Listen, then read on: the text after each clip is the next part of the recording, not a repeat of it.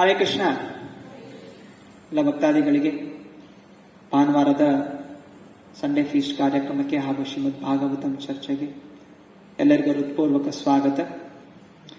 ಇದನ್ನು ನಾವು ಶ್ರೀಮದ್ ಭಾಗವತದ 6ನೇ ಸ್ಕಂದ 14ನೇ ಅಧ್ಯಾಯ ಮಹಾರಾಜ ಚಿತ್ರಕೇತುವಿನ ವಿಲಾಪ ಅಧ್ಯಾಯದಿಂದ ಶ್ಲೋಕ 23ರಿಂದ 61 ತನಕ ಚರ್ಚೆಯನ್ನು ಮಾಡಲು ಪ್ರಯತ್ನಿಸುತ್ತೇವೆ.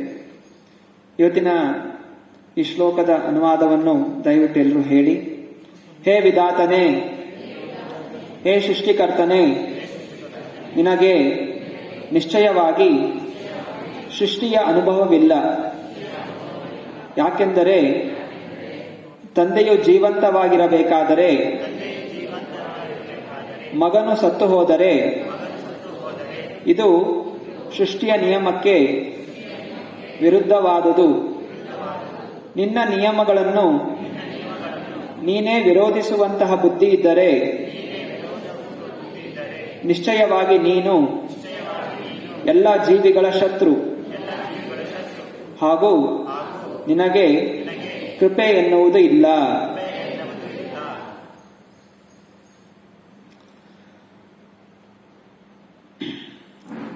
ಹಲವು ವಾರಗಳಿಂದ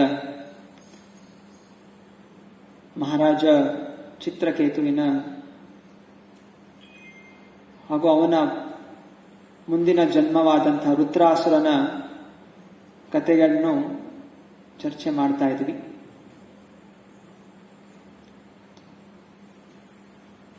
ಟಿವಿಯಲ್ಲಿ ಕೌನ್ ಬನೇಗಾ ಕರೋಡ್ಪತಿ ಅಂತ ಹೆಸರು ಕೇಳಿದಿರಿ. ನಿಜವಾದ ಕರೋಡ್ಪತಿ ಮಹಾರಾಜ ಚಿತ್ರಕೇತು. ಯಾಕೆಂದ್ರೆ ಅವನಿಗೆ 1 ಕೋಟಿ ಹೆಂಡತಿಯರಿದ್ರು. 1 ಕೋಟಿಯ ಹೆಂಡತಿಯರ ಪತಿ ಕರೋಡ್ಪತಿ. ಇವತ್ತು 1 ದಿವಸದ ಪತಿ ರೋಡ್ಪತಿ. ಸಕಲ ಜಗತ್ತಿಗೆ ಸೃಷ್ಟಿಕರ್ತ ಜಗತ್ಪತಿ.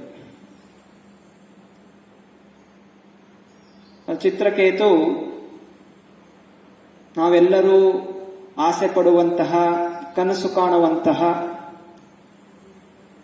ಅತ್ಯಂತ ಬಲಿಷ್ಠವಾದಂತಹ, ಎಲ್ಲ ರೀತಿಯ ಆನಂದವನ್ನು ಅನುಭವಿಸ್ತಾ ಇರುವಂತಹ ಕರೋಡ್ಪತಿ.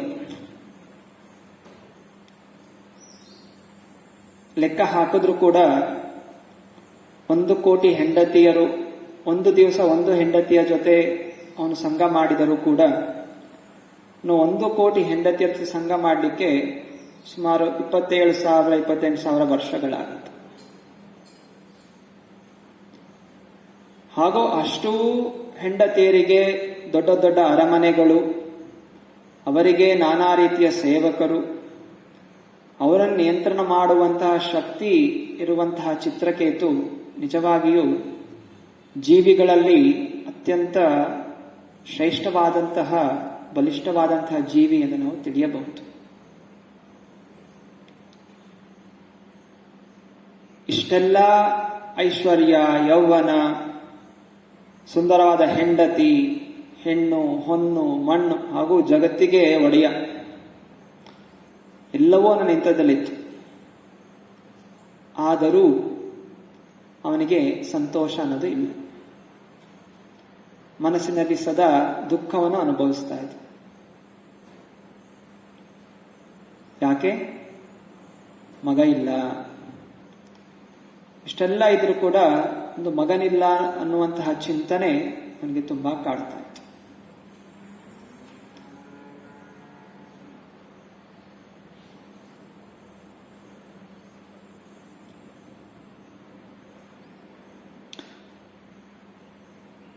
ಶ್ರೀಮದ್ ಭಾಗವತದ 5ನೇ ಸ್ಕಂದದ 6ನೇ ಅಧ್ಯಾಯ 5ನೇ ಶ್ಲೋಕದಲ್ಲಿ ಶುಕದೇವ ಗೋಸ್ವಾಮಿಯವರು ಮಹಾರಾಜ ಪರೀಕ್ಷಿತನಿಗೆ ಹೇಳ್ತಾ ಇದ್ದಾರೆ, ಕಾಮೋ ಮನ್ಯುರ್ಮದೋ ಲೋಭಃ ಶೋಕಮೋಹ ಭಯಾದಯಃ ಕರ್ಮಬಂಧಶ್ಚ ಯನ್ಮೂಲಃ ಸ್ವೀಕುರ್ಯಾತ್ ಕೋನು ತದ್ಬುಧಃ. ಕಾಮ, ಮದ, ಲೋಭ, ಕ್ರೋಧ, ಶೋಕ, ಮೋಹ, ಭಯ, ಕರ್ಮ ಬಂಧನ, ಇದಕ್ಕೆಲ್ಲ ಕಾರಣ ನಮ್ಮ ಮನಸ್ಸು. ನಮ್ಮ ಮನಸ್ಸು ನಮ್ಮನ್ನು ಕ್ರೋಧ, ಕಾಮ, ಕ್ರೋಧ, ಲೋಭ, ಮದ, ಮಾತ್ಸರ್ಯಕ್ಕೆಲ್ಲ ಒಳಗಾಗ್ಸುತ್ತೆ. ಆದ ಕಾರಣ ಸ್ವೀಕುರ್ಯಾತ್ ಕೋನು ತದ್ ಬುಧಃ, ಯಾರು ಬುದ್ಧಿವಂತ ಜೀವಿಗಳಿದ್ದಾರೆ, ಯಾರಿಗೆ ಆಧ್ಯಾತ್ಮಿಕ ಜ್ಞಾನ ತಿಳಿದಿದೆ, ಅವರು ಮನಸ್ಸನ್ನು ನಂಬುವುದಿಲ್ಲ. ಮನಸ್ಸು ತನ್ನ ಹತೋಟಿಯಲ್ಲಿದ್ದರೆ ಅವನ ಶ್ರೇಷ್ಠವಾದ ಸ್ನೇಹಿತ. ಅಂದರೆ ಯಾವ ವ್ಯಕ್ತಿ ಮನಸ್ಸಿನ ಹತೋಟಿಯಲ್ಲಿರ್ತಾನೆ ಅವನು ಅತ್ಯಂತ ದುಃಖಮಯವಾದಂತಹ ಜೀವಿ.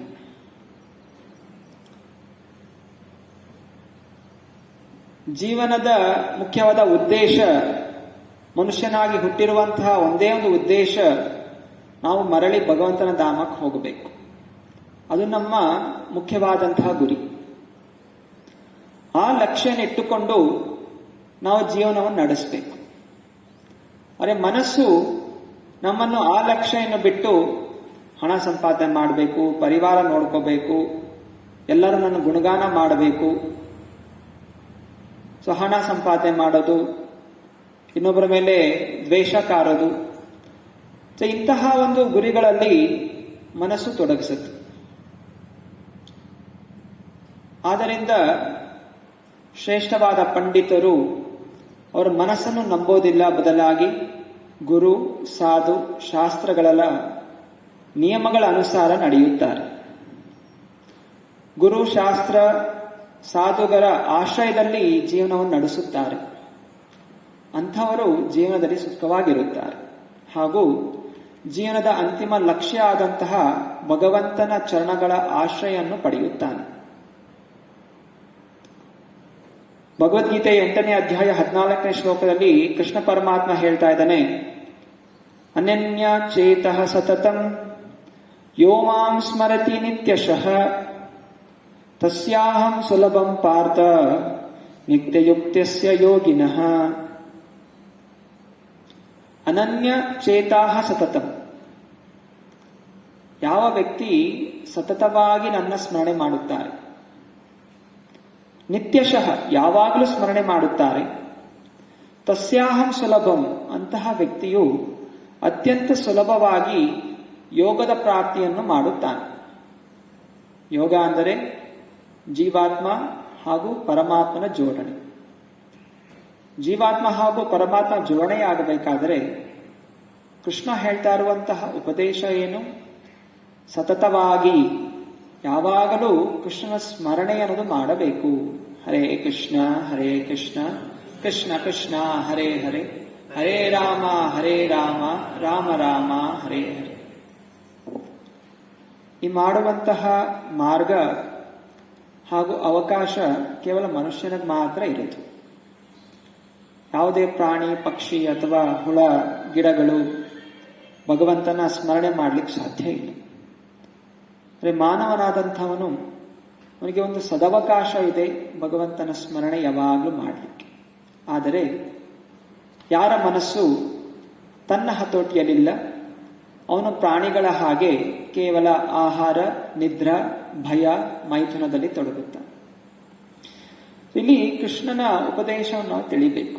ನಾವು ಯಾರ ಮಾತು ಅವ್ರು ಹೇಳಿದ್ರು, ನಮ್ಮ ತಂದೆ ತಾಯಿ ಹೇಳಿದ್ರು, ನಮ್ಮ ನೆಂಟರು ಹಾಗೆ ಹೇಳ್ತಾರೆ, ದೇಶದ ಪ್ರಧಾನಮಂತ್ರಿ ಹೇಳ್ತಾ ಇದ್ದಾನೆ, ಇದರ ಮೇಲೆ ನಾವು ನಂಬಿಕೆ ಇಡಬಾರ್ದು.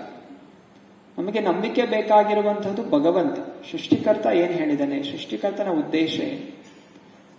ನಮ್ಮನ್ನ ಸೃಷ್ಟಿ ಮಾಡಿದವನು ಕೃಷ್ಣ. ನಮ್ಮ ತಂದೆ ತಾಯಿಯ ಮೂಲಕ ಸೃಷ್ಟಿ ಆಗಿರಬಹುದೇ ಹೊರತು ನಮ್ಮ ತಂದೆ ತಾಯಿಯರು ನಮ್ಮ ಸೃಷ್ಟಿಕರ್ತರಲ್ಲ.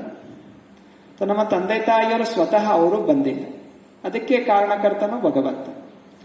ಸಕಲ ಜಗದೋದ್ನಾಯಕ, ಜಗದೊಡೆಯ, ಜಗತ್ಪತಿಯಾದಂತಹ ಕೃಷ್ಣನ ಉದ್ದೇಶ ಏನು, ಅವನ ನಿಯಮಗಳೇನು, ಅವನ ಉಪದೇಶಗಳೇನು ಅನ್ನೋದನ್ನು ನಾವು ಪಾಲನೆ ಮಾಡಬೇಕು.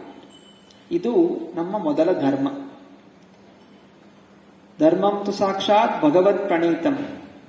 ನಮ್ಮ ಧರ್ಮ ಏನು? ಭಗವಂತನ ಇಚ್ಛೆಯ ಅನುಸಾರ ನಡೆಯುವುದು ನಮ್ಮ ಪರಮ ಧರ್ಮ. ಅನಂತರ ಪರಿವಾರದ ಧರ್ಮ, ದೇಶದ ಧರ್ಮ, ಸ್ವ ಇಚ್ಛೆ ಅದರ ನಂತರ ಬರುವಂಥದ್ದು.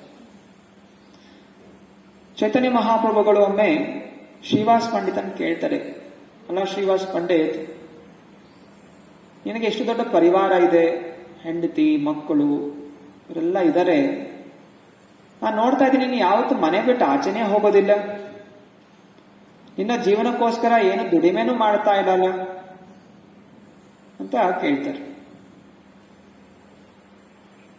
ಯಾಕಂದ್ರೆ ಗೃಹಸ್ಥನಾದಂಥವನು ಹೋಗಿ ಹಣ ಸಂಪಾದನೆ ಮಾಡಬೇಕು, ಇನ್ಯಾಕೆ ಮಾಡ್ತಾ ಇಲ್ಲ ಅಂತ ಪ್ರಶ್ನೆ ಮಾಡ್ತಾರೆ ಚೈತನ್ಯ ಮಹಾಪ್ರಭು, ಸ್ವಯಂ ಭಗವಂತ ಚೈತನ್ಯ ಮಹಾಪ್ರಭು. ಶ್ರೀವಾಸ್ ಪಂಡಿತ ಹೇಳ್ತಾ ಇದ್ದಾನೆ, ನನಗೆ ನನ್ನ ಮನಸ್ಸಲ್ಲಿ ಬೇರೆ ಯಾವ ಕೆಲಸ ಮಾಡಬೇಕು ಅಂತನೂ ಆಸೆ ಇಲ್ಲ. ನನ್ನ ಮನಸ್ಸು ಸಂಪೂರ್ಣವಾಗಿ ಭಗವಂತನ ಚಿಂತನೆಯಲ್ಲಿ ತುಂಬಿದೆ. ಆದ್ದರಿಂದ ನಾನು ಸಂಪೂರ್ಣವಾಗಿ ಭಗವಂತನ ಮೇಲೆ ಆಧಾರಿತವಾಗಿದ್ದೇನೆ ಅಂತ ಹೇಳಿ 3 ಬಾರಿ ಚಪ್ಪಾಳೆ ತಟ್ತಾನೆ. ಚೈತನ್ಯ ಮಹಾಪ್ರಭು ಕೇಳ್ತಾರೆ, ಈ 3 ಬಾರಿ ಚಪ್ಪಾಳೆ ಇದರ ಅರ್ಥ ಏನು ಅಂತ. ಶ್ರೀವಾಸ್ ಪಂಡಿತ ಹೇಳ್ತಾರೆ, ಅಕಸ್ಮಾತ್ ಆಗಿ ನನಗೆ ಒಂದು ದಿವಸ ಆಹಾರ ಸಿಗ್ಲಿಲ್ಲ ಅಂತ ಹೇಳಿದ್ರೆ ಪರವಾಗಿಲ್ಲ, ಭಗವಂತ ನನಗೆ ಇವತ್ತು ಏನು ಆಯೋಜನೆ ಮಾಡಿಲ್ಲ, ಆದ್ರಿಂದ ನಾನು ನನ್ನ ಪರಿವಾರ ಆಯಿತು ಉಪವಾಸ ಮಾಡ್ತೀನಿ. 2ನೇ ದಿವಸನೂ ನನಗೆ ಏನೂ ಕೊಡ್ಲಿಲ್ಲ ಅಂದ್ರೂ ಅವರು 2ನೇ ದಿವಸ ಉಪವಾಸ ಮಾಡ್ತೀನಿ. 3ನೇ ದಿವಸನೂ ಭಗವಂತ ಏನೂ ಕೊಡ್ಲಿಲ್ಲ ಅಂದ್ರೆ ಅವತ್ತು ನಾನು ನನ್ನ ಪರಿವಾರ ಉಪವಾಸ ಮಾಡ್ತೀನಿ. 4ನೇ ದಿವಸ ಏನೂ ಕೊಡ್ಲಿಲ್ಲ ಅಂತ ಹೇಳಿದ್ರೆ ನಾನು ಗಂಗಾ ನದಿಗೆ ಹೋಗಿ ನನ್ನ ಕುತ್ತಿಗೆಗೆ ಒಂದು ಮಡಿಕೆ ತುಂಬಾ ನೀರನ್ನು ಅದಕ್ಕೆ ಕಟ್ಟಿ ನಾನು ಗಂಗಾ ನದಿಗೆ ಬಿದ್ದು ಆತ್ಮಹತ್ಯೆ ಮಾಡ್ಕೋತೀನಿ ಅಂತ ಹೇಳ್ತಾರೆ. ಆಗ ಚೈತನ್ಯ ಮಹಾಪ್ರಭು ಹೇಳ್ತಾರೆ, ಇಲ್ಲ ಇಲ್ಲ ಇಲ್ಲ, ಅಕಸ್ಮಾತ್ ಆಗಿ ತಪ್ಪಿ ಲಕ್ಷ್ಮೀದೇವಿಗೂ ಏನಾದ್ರೂ ಗರೀಬ ಅಥವಾ ತುಂಬಾ ಬಡತನ ಬಂದ್ರೂ ಕೂಡ ನಿನ್ ಮನೇಲಿ ಯಾವತ್ತೂ ಬಡತನ ಬರೋದಿಲ್ಲ ಅಂತ ಹೇಳ್ತಾರೆ. ಶ್ರೀವಾಸ್ ಪಂಡಿತ ಮಾನಸಿಕವಾಗಿ ಅಥವಾ ಏನೋ ಒಂದು ಮನೋಕಲ್ಪನೆಯಿಂದ ಭಗವಂತನ ಮೇಲೆ ಇದ್ದು ಶ್ರದ್ಧೆ ಬೆಳೆಸ್ಕೊಂಡಿರಲಿಲ್ಲ. ಸಂಪೂರ್ಣ ಜ್ಞಾನದಿಂದ ಶಾಸ್ತ್ರಗಳ ಅಧ್ಯಯನ ಮಾಡಿ ಗುರುಗಳ ಕೃಪೆ ಪಡೆದು ತಪಸ್ಯವನ್ನು ಮಾಡಿ ಅವನಿಗೆ ತೀವ್ರವಾದ ನಂಬಿಕೆ ಇತ್ತು. ಎಲ್ಲಾ ಜೀವಿಗಳನ್ನು ಪಾಲನೆ ಪೋಷಣೆ ಮಾಡುವಂಥವನು ಕೃಷ್ಣ. ಆದ್ದರಿಂದ ಕೃಷ್ಣ ನಾನು ಬದುಕಬೇಕು ಅಂತ ಅವನಿಗೆ ಇಚ್ಛೆ ಇದ್ರೆ ನನಗೆ ಹೇಗಾದ್ರೂ ಆಹಾರ ನನ್ನ ಪರಿವಾರವನ್ನು ನೋಡ್ಕೋತಾನೆ ಅನ್ನುವಂತಹ ತೀವ್ರವಾದ ನಂಬಿಕೆ ಅವನಿಗಿತ್ತು. ನಾವು ಆ ರೀತಿ ಮಾಡಿದ್ರೆ ನಾವು ಸೀದಾ ಆತ್ಮಹತ್ಯೆ ಮಾಡ್ಕೊಂಡಿರೋ ಕಾರಣ ನರಕಲೋಕಕ್ಕೆ ಹೋಗ್ತೀವಿ. ಇಲ್ಲಿ ಹೇಳ್ತಾ ಇರುವಂಥದ್ದು ಆ ಭಾವನೆಗೆ ಬರಬೇಕು, ಸಾಧನೆ ಮಾಡಬೇಕು.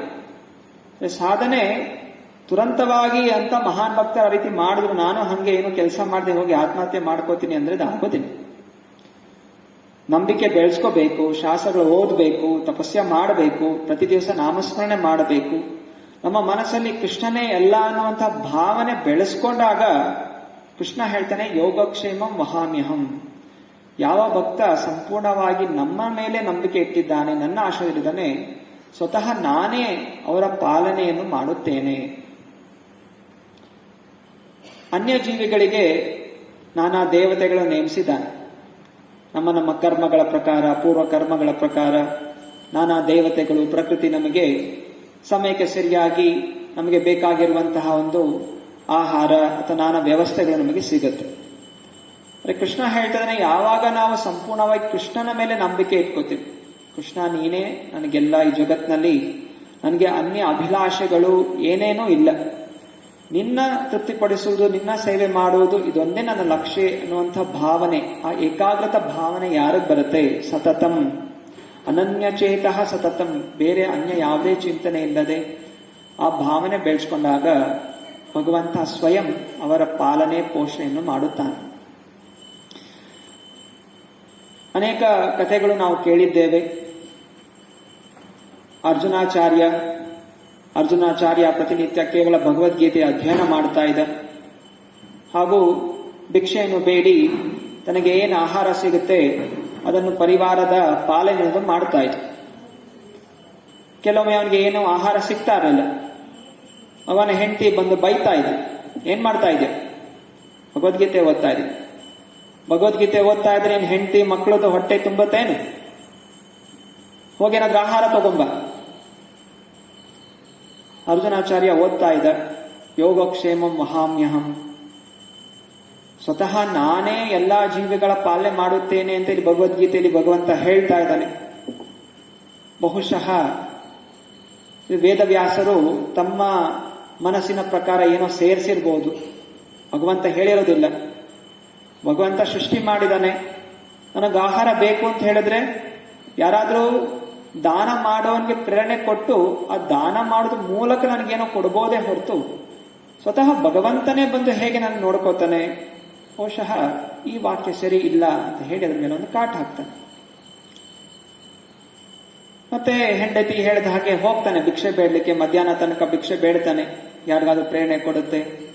ಒಂದ್ ಮನೆಗೆ ಹೋಗ್ತಾನೆ, ಅವಳು ಹೇಳ್ತಾಳೆ ನಮ್ಮ ಮನೆಯಲ್ಲಿ ಏನೋ ಸಾವಾಗಿದೆ, ಇವತ್ತೇನು ಆಹಾರ ಇಲ್ಲ, ಹೋಗಾಚೆ ಅಂತ. ಇನ್ನೊಂದ್ ಮನೆಗೆ ಹೋಗ್ತಾನೆ, ಅಲ್ಲಿ ಹೇಳ್ತಾರೆ ನಮ್ಮ ಮನೆಯಲ್ಲಿ ಯಾವುದೋ ಮಗು ಹುಟ್ಟಿದೆ, ಅದರಿಂದ ನಿಂಗೇನು ಸಿಗೋದಿಲ್ಲ, ಹೋಗಾಚೆ. ಹೀಗೆ ಮಧ್ಯಾಹ್ನ ತನಕ 10-15 ಮನೆಗಳು ಹೋಗ್ತಾನೆ, ಏನೂ ಸಿಗೋದಿಲ್ಲ. ಮತ್ತೆ ಇವತ್ತಿನ ದಿವಸ ನಂಗೇನು ಇಲ್ಲ ಅಂತ ಹೇಳಿ ದುಃಖಿತನಾಗಿರ್ತಾನೆ. ಅಷ್ಟರಲ್ಲಿ ಒಂದ್ ಮನೆಗೆ ಒಂದು ಬಾಲಕ ಬರ್ತಾನೆ, ಬಾಗಿಲು ತಟ್ತಾರೆ, ಗುರುಮಾತ. ಹೆಂಡತಿ ಒಳಗಡೆಯಿಂದ ಯಾರದು ಕರೀತಾರದು ಗುರುಮಾತ ಅಂತ. ನನ್ನ ಪತಿಗೆ ಯಾವ ಶಿಷ್ಯನೂ ಇಲ್ಲ, ಅದನ್ನ ನಾನು ಹೇಗೆ ನಿನ್ ಗುರುಮಾತ ಆಗ್ತೀನಿ ಅಂತ ಕೇಳ್ತೀನಿ. ಇಲ್ಲ, ನಿಮ್ಮ ಪತಿಗೆ ಒಬ್ಬ ಶಿಷ್ಯ ಇದ್ದಾನೆ, ನಾನೇ ಅವನು, ದಯವಿಟ್ಟು ಬಾಗಿಲು ತೆಗಿರಿ, ನಿಮ್ಗೋಸ್ಕರ ಮನೆಗೆ ಬೇಕಾಗಿರುವಂತ ಸಾಮಗ್ರಿಗಳು ಗುರು ಕಳಿಸಿದ್ರೆ ದಯವಿಟ್ಟು ಸ್ವೀಕಾರ ಮಾಡಿ ಅಂತ. ಸೊ ಹೆಂಡತಿ ಬಾಗಿಲು ತೆಗಿತಾಳೆ, ನೋಡ್ತಾಳೆ, ಸಣ್ಣ ಬಾಲಕ, ತುಂಬಾ ಸುಂದರವಾದಂತಹ ಕಪ್ಪು ಬಣ್ಣದ ಬಾಲಕ ನಿಂತಿದ್ದಾನೆ. ಅವನ ತಲೆ ಮೇಲೆ ತುಂಬಾ ದೊಡ್ಡ ಹೊರೆ, ಅವನಿಗೆ ಎತ್ತಕ್ಕೂ ಆಗ್ತಾ ಇದೆ, ತುಂಬಾ ಕಷ್ಟಪಟ್ಟು ತಂದಿದ್ದಾನೆ. ಅವನ ಹೆಂಡತಿ ತುಂಬಾ ಆಶ್ಚರ್ಯಚಕಿತರಾಗ್ತಾರೆ, ಇದ್ಯಾರಿದು ಹಿಂಗೆ ಇಷ್ಟು ಸಣ್ಣ ಬಾಲಕನ ಮೇಲೆ ಇಂಥ ಹೊರೆ ಹೊರಿಸಿರೋದು? ಯಾರು ನೀನು ಅಂತ ಕೇಳ್ತಾರೆ. ನಾನು ಗುರುಗಳ ಶಿಷ್ಯ, ಗುರುಗಳು ನಿಮ್ಗೋಸ್ಕರ ಮನೆಗೋಸ್ಕರ ಎಲ್ಲ ಸಾಮಗ್ರಿಗಳು ಕೊಟ್ಟಿದ್ದಾರೆ, ದಯವಿಟ್ಟು ಸ್ವೀಕಾರ ಮಾಡಿ. ಹೆಂಡತಿ ಹೇಳ್ತಾಳೆ, ಚಿಂತನೆ ಮಾಡ್ತಾಳೆ, ನನ್ನ ಪತಿಗೆ ಯಾವಾಗ ಇಂಥ ಬುದ್ಧಿ ಬಂತು, ದುರ್ಬುದ್ಧಿ ಬಂತು? ಇಂತಹ ಸಣ್ಣ ಹುಡುಗನ ತಲೆ ಮೇಲೆ ಇಷ್ಟು ದೊಡ್ಡ ಹೊರೆ ಹೊರಿಸಿ ಆರಾಮಾಗಿ ನಡ್ಕೊಂಡ್ ಬರ್ತಾ ಇದಾರೆ, ಏನು ಬರ್ಲಿ ಅವ್ರ ಮನೆಗೆ, ಅವ್ರಿಗೊಂದು ಕೈ ನೋಡ್ಕೋತೀನಿ ಅಂತ. ಸರಿ ಬಾ ಒಳಗಡೆ. ಬಾಲಕನ ಕೂರಿಸ್ತಾರೆ, ಆಯ್ತು ಕೂರಿಸಿ ಹೇಳ್ತಾರೆ, ನೀನ್ ಇಲ್ಲೇ ಕೂತ್ಕೋ, ಸ್ವಲ್ಪ ವಿಶ್ರಾಮ ಮಾಡು, ನಾನು ಅಡಿಗೆ ಮಾಡಿ ನಿನಗೆ ಭೋಜನ ಕೊಡ್ತೀನಿ ಅಂತ. ಹೆಂಡತಿ ಅಡಿಗೆ ಮಾಡ್ತಾ ಇರ್ತಾಳೆ. ಅಷ್ಟರಲ್ಲಿ ಅರ್ಜುನಾಚಾರ್ಯ ವಾಪಸ್ ಬರ್ತಾನೆ ಮನೆಗೆ, ಏನು ಭಿಕ್ಷೆ ಇಲ್ಲ. ಬಾಗ್ಲು ತಟ್ತಾನೆ, ಹೆಂಡತಿ ಓಡ್ ಬರ್ತಾಳೆ, ಹಿಂಗೇನು ಬುದ್ಧಿಗಿದ್ದಿ ಇದೆಯೇನು? ಇಷ್ಟೊಂದೆಲ್ಲ ಓದ್ತಾ ಇದೆಯಾ, ತಪಸ್ಯ ಮಾಡ್ತಾ ಇದೆಯಾ, ಒಂದು ಕರುಣೆ ಇಲ್ಲ, ಏನಿಲ್ಲ? ಅರ್ಜುನಾಚಾರ್ಯಗೆ ಆಶ್ಚರ್ಯಕ್ಕೆ, ಯಾಕೆ ಹೆಂಡತಿ ಇವತ್ತು ಏನೋ ಬಡಬಡಿಸ್ತಾ ಇದ್ದಾಳೆ ಅಂತ, ಏನೋ ಹಸಿವಿನಿಂದ ಏನೋ ಆಗಿರಬೇಕು ಇವಳಿಗೆ ಅಂತ. ಮತ್ತೆ ಒಂದೇ ಮಾಡಿ ನೋಡ್ತಾನೆ, ಒಂದು ದೊಡ್ಡ ರಾಶಿ ಇದೆ, ನಾನಾ ರೀತಿಯ ಮನೆಗೆ ಬೇಕಾಗಿರೋ ಸಾಮಗ್ರಿಗಳೆಲ್ಲ ಮನೆಯಲ್ಲಿದೆ. ಸೊ ಎಲ್ಲಿಂದ ಬಂತಿದ್ದು? ನೀನೇ ಕಳ್ಸಿಕೊಟ್ಟೆ ಅಲ್ಲ, ಆ ಸಣ್ಣ ಹುಡುಗನಿಗೆ ಅಷ್ಟೊಂದು ಹೊರೆ ಕಳಿಸ್ತು, ನೀನು ಕೈಯಲ್ಲಿ ಆಡ್ಸ್ಕೊಂಡು ಬರ್ತಾ ಇದೆಯಾ? ಸ್ವಲ್ಪ ಅವ್ರಿಗೆ ಬುದ್ಧಿಗಿದ್ದಿ ಇದೆಯಾ? ಅವನಿಗೆ ಇನ್ನೂ ಆಶ್ಚರ್ಯ ಆಗುತ್ತೆ, ಏನ್ ಹೇಳ್ತಾ ಇದ್ದಾಳೆ ಹೆಂಡತಿ, ಯಾವ ಹುಡುಗ, ಈ ಸಾಮಗ್ರಿ ಹೇಗ್ ಬಂತು ಅಂತ ಕೇಳಿದಾಗ, ಇಲ್ಲ ನೀನು ಕಳ್ಸಿದ ಹುಡುಗ, ನಿನ್ನ ಶಿಷ್ಯ ಬಂದು ಇದೆಲ್ಲ ಕೊಟ್ಟಿದ್ದಾನೆ, ಒಳಗಡೆ ಕೂತಿದ್ದಾನೆ, ಅಡಿಗೆ ಮಾಡ್ತಾ ಇದ್ದೀನಿ ಅಂತ. ತುರಂತವಾಗಿ ಒಳಗಡೆ ಹೋಗಿ ನೋಡ್ತಾರೆ, ಅಲ್ಲಿ ಯಾರೂ ಇರೋದೇ ಇಲ್ಲ. ಅನಂತರ ಸ್ಮರಣೆ ಮಾಡ್ತಾನೆ ಅರ್ಜುನಾಚಾರ್ಯ, ಏನಾಯ್ತು, ಯಾಕೆ ಇದು ಬಂದಿದ್ದು ಅಂತೆಲ್ಲ ಸ್ಮರಣೆ ಮಾಡಿದಾಗ ಅವನು ಹೋಗಿ ಭಗವದ್ಗೀತೆ ತೆಗೆದು ನೋಡ್ತಾನೆ. ಅಲ್ಲಿ ಅವನು ಯೋಗಕ್ಷೇಮಂ ವಹಾಮ್ಯಹಂ ಅಂತ ಏನ್ ಕಾಟ ಹಾಕಿರ್ತಾನೆ ಅದು ಹೋಗ್ಬಿಟ್ಟಿರುತ್ತೆ. ಆಗ ಅವನಿಗೆ ಸ್ಮರಣೆ ಆಗುತ್ತೆ, ಸ್ವಯಂ ಕೃಷ್ಣ ಬಂದಿದ್ದ. ಸ್ವಯಂ ಕೃಷ್ಣನೇ ಬಾಲಕ ರೂಪದಲ್ಲಿ ಬಂದು ಎಲ್ಲಾ ವ್ಯವಸ್ಥೆಗಳು ನನಗೆ ಕೊಟ್ಟಿದ್ದಾನೆ. ಅದರಿಂದ ಅವನು ತನ್ನ ಹೆಂಡತಿಗೆ ನಮಸ್ಕಾರ ಮಾಡ್ತಾನೆ, ನೀನೇ ಧನ್ಯಳು.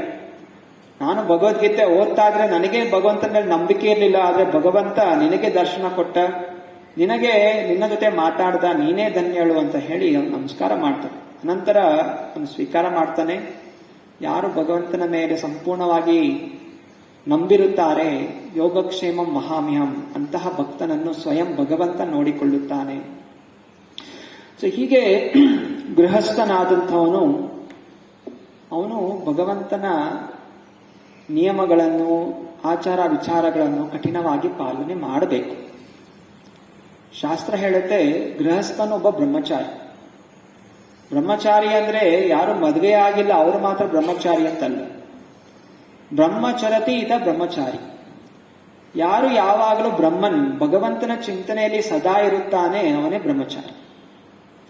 ಆದ್ದರಿಂದ ಯಾವುದೇ ಒಂದು ವರ್ಣ ಆಶ್ರಮದಲ್ಲಿರಲಿ, ವಿದ್ಯಾರ್ಥಿಯಾಗಿರಲಿ, ಗೃಹಸ್ಥನಾಗಿರಲಿ, ವಾನಪ್ರಸ್ಥಿ ಆಗಿರಲಿ, ಸನ್ಯಾಸಿ ಆಗಿರಲಿ, ಪ್ರತಿಯೊಬ್ಬನು ಬ್ರಹ್ಮಚಾರಿಯಾಗಿರಬೇಕು. ಯಾವಾಗಲೂ ಭಗವಂತನ ಚಿಂತನೆ ಇರಬೇಕು, ಭಗವಂತನ ನಂಬಿಕೆಯನ್ನು ಹೊಂದಿರಬೇಕು, ಹಾಗೂ ತನ್ನ ಜೀವನವನ್ನು ಭಗವಂತನ ತೃಪ್ತಿಗೋಸ್ಕರ ನಡೆಸಬೇಕು. ಇದು ಗೃಹಸ್ಥ. ಭಗವದ್ಗೀತೆ 7ನೇ ಅಧ್ಯಾಯ 11ನೇ ಶ್ಲೋಕದಲ್ಲಿ ಕೃಷ್ಣ ಹೇಳ್ತಾ ಇದ್ದಾನೆ, ಬಲಂ ಬಲವತಾಂ ಚಾಹಂ ಕಾಮರಾಗ ವಿವರ್ಜಿತಂ ಧರ್ಮ ವಿರುದ್ಧ ಭೂತೇಷು ಕಾಮೋಸ್ಮಿ ಭರತರ್ಷಭ. ಕೃಷ್ಣ ಹೇಳ್ತಾ ಇದ್ದಾನೆ, ಕಾಮೋಸ್ಮಿ ಧರ್ಮ ವಿರುದ್ಧೋ ಭೂತೇಷು ಕಾಮೋಸ್ಮಿ ಭರತರ್ಷಭ.